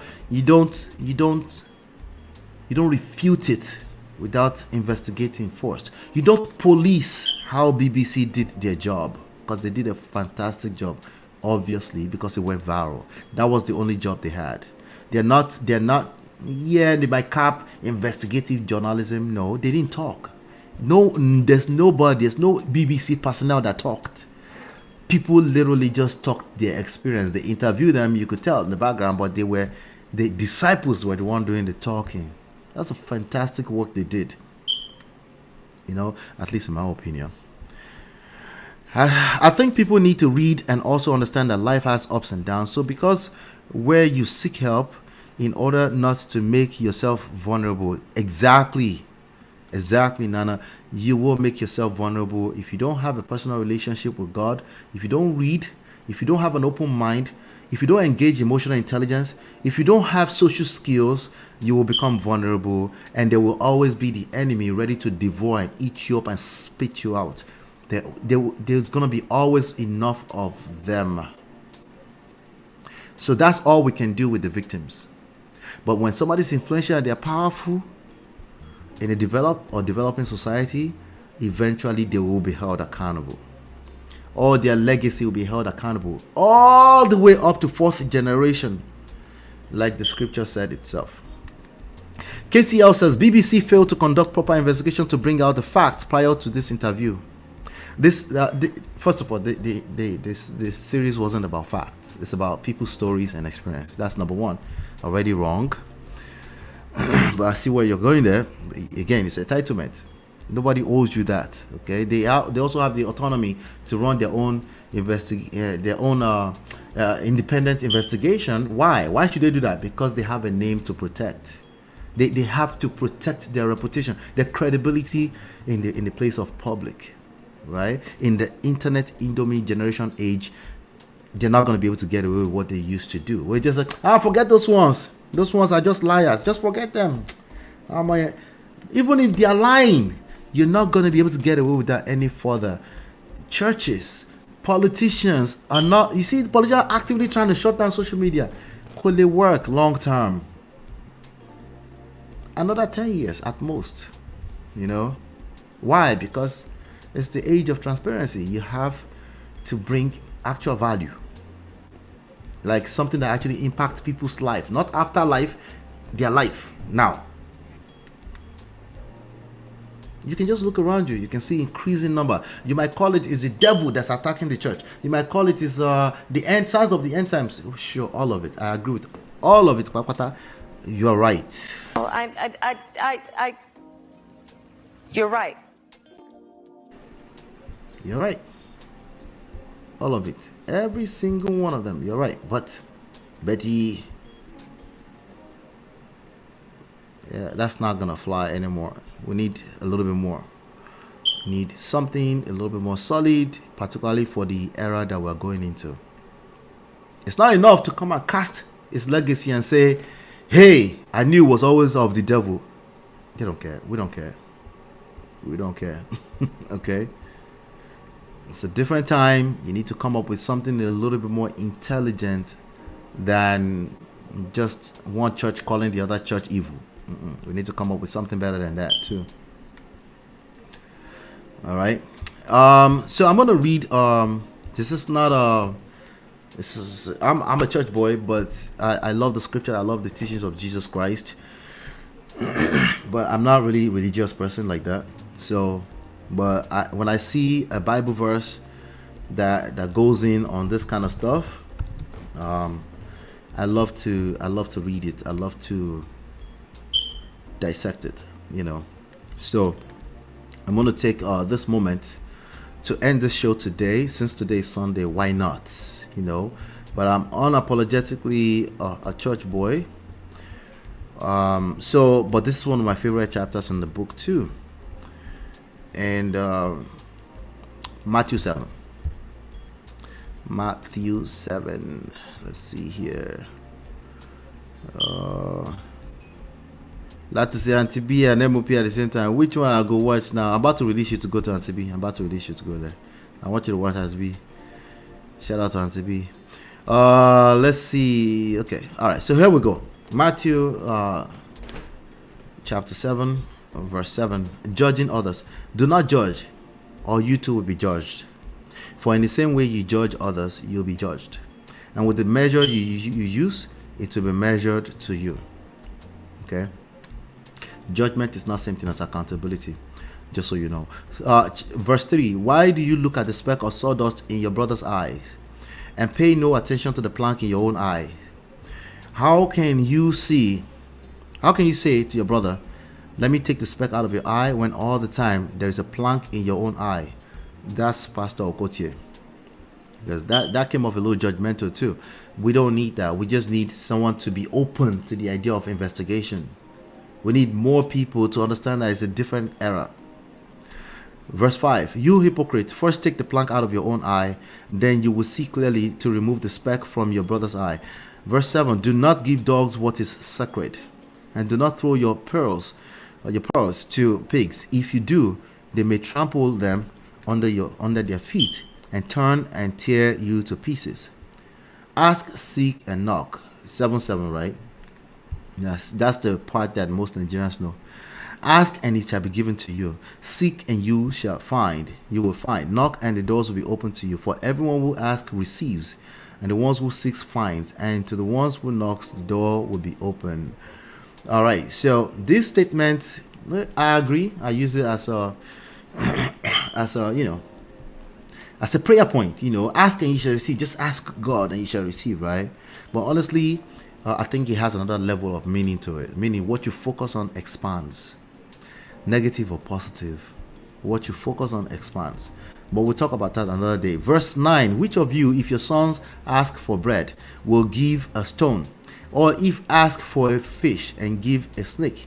If you then, though you're evil, know how to give good gifts to your children, how much more will your Father in heaven give good gifts to those who ask him? Verse 12, so in everything do to others what you would have them do to you. The golden rule, right?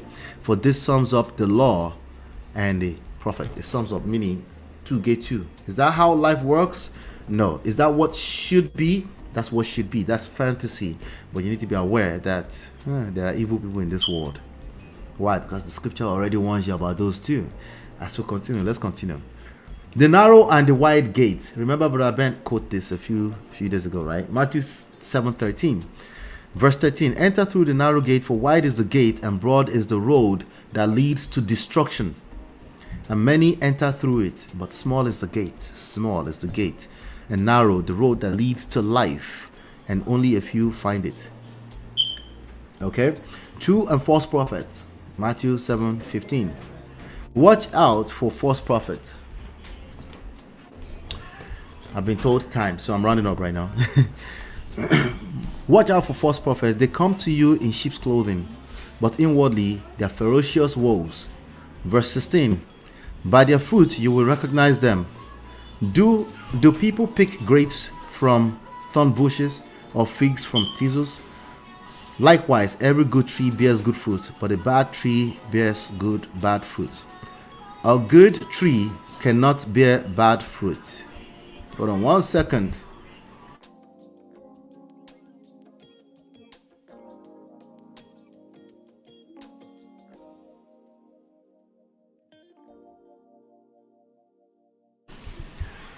I'm almost done. 2 minutes. All right. True or false disciples? Speaking of disciples, not everyone who says to me, Lord, Lord, will enter the kingdom of heaven, but only the one. Hold on 1 second. I'm just going to have to get out to shut it down.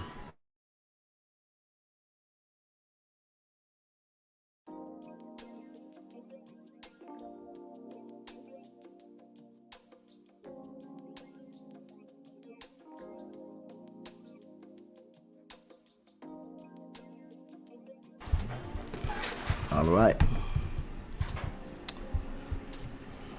Many will say to me on that day, Lord, Lord, did we not prophesy in your name? This is verse 22 now. Okay. Lord, Lord, we will not prophesy in your name, and in your name drive out demons. Okay. Driving demons is not evidence that people are authentic. That's the point here. Okay.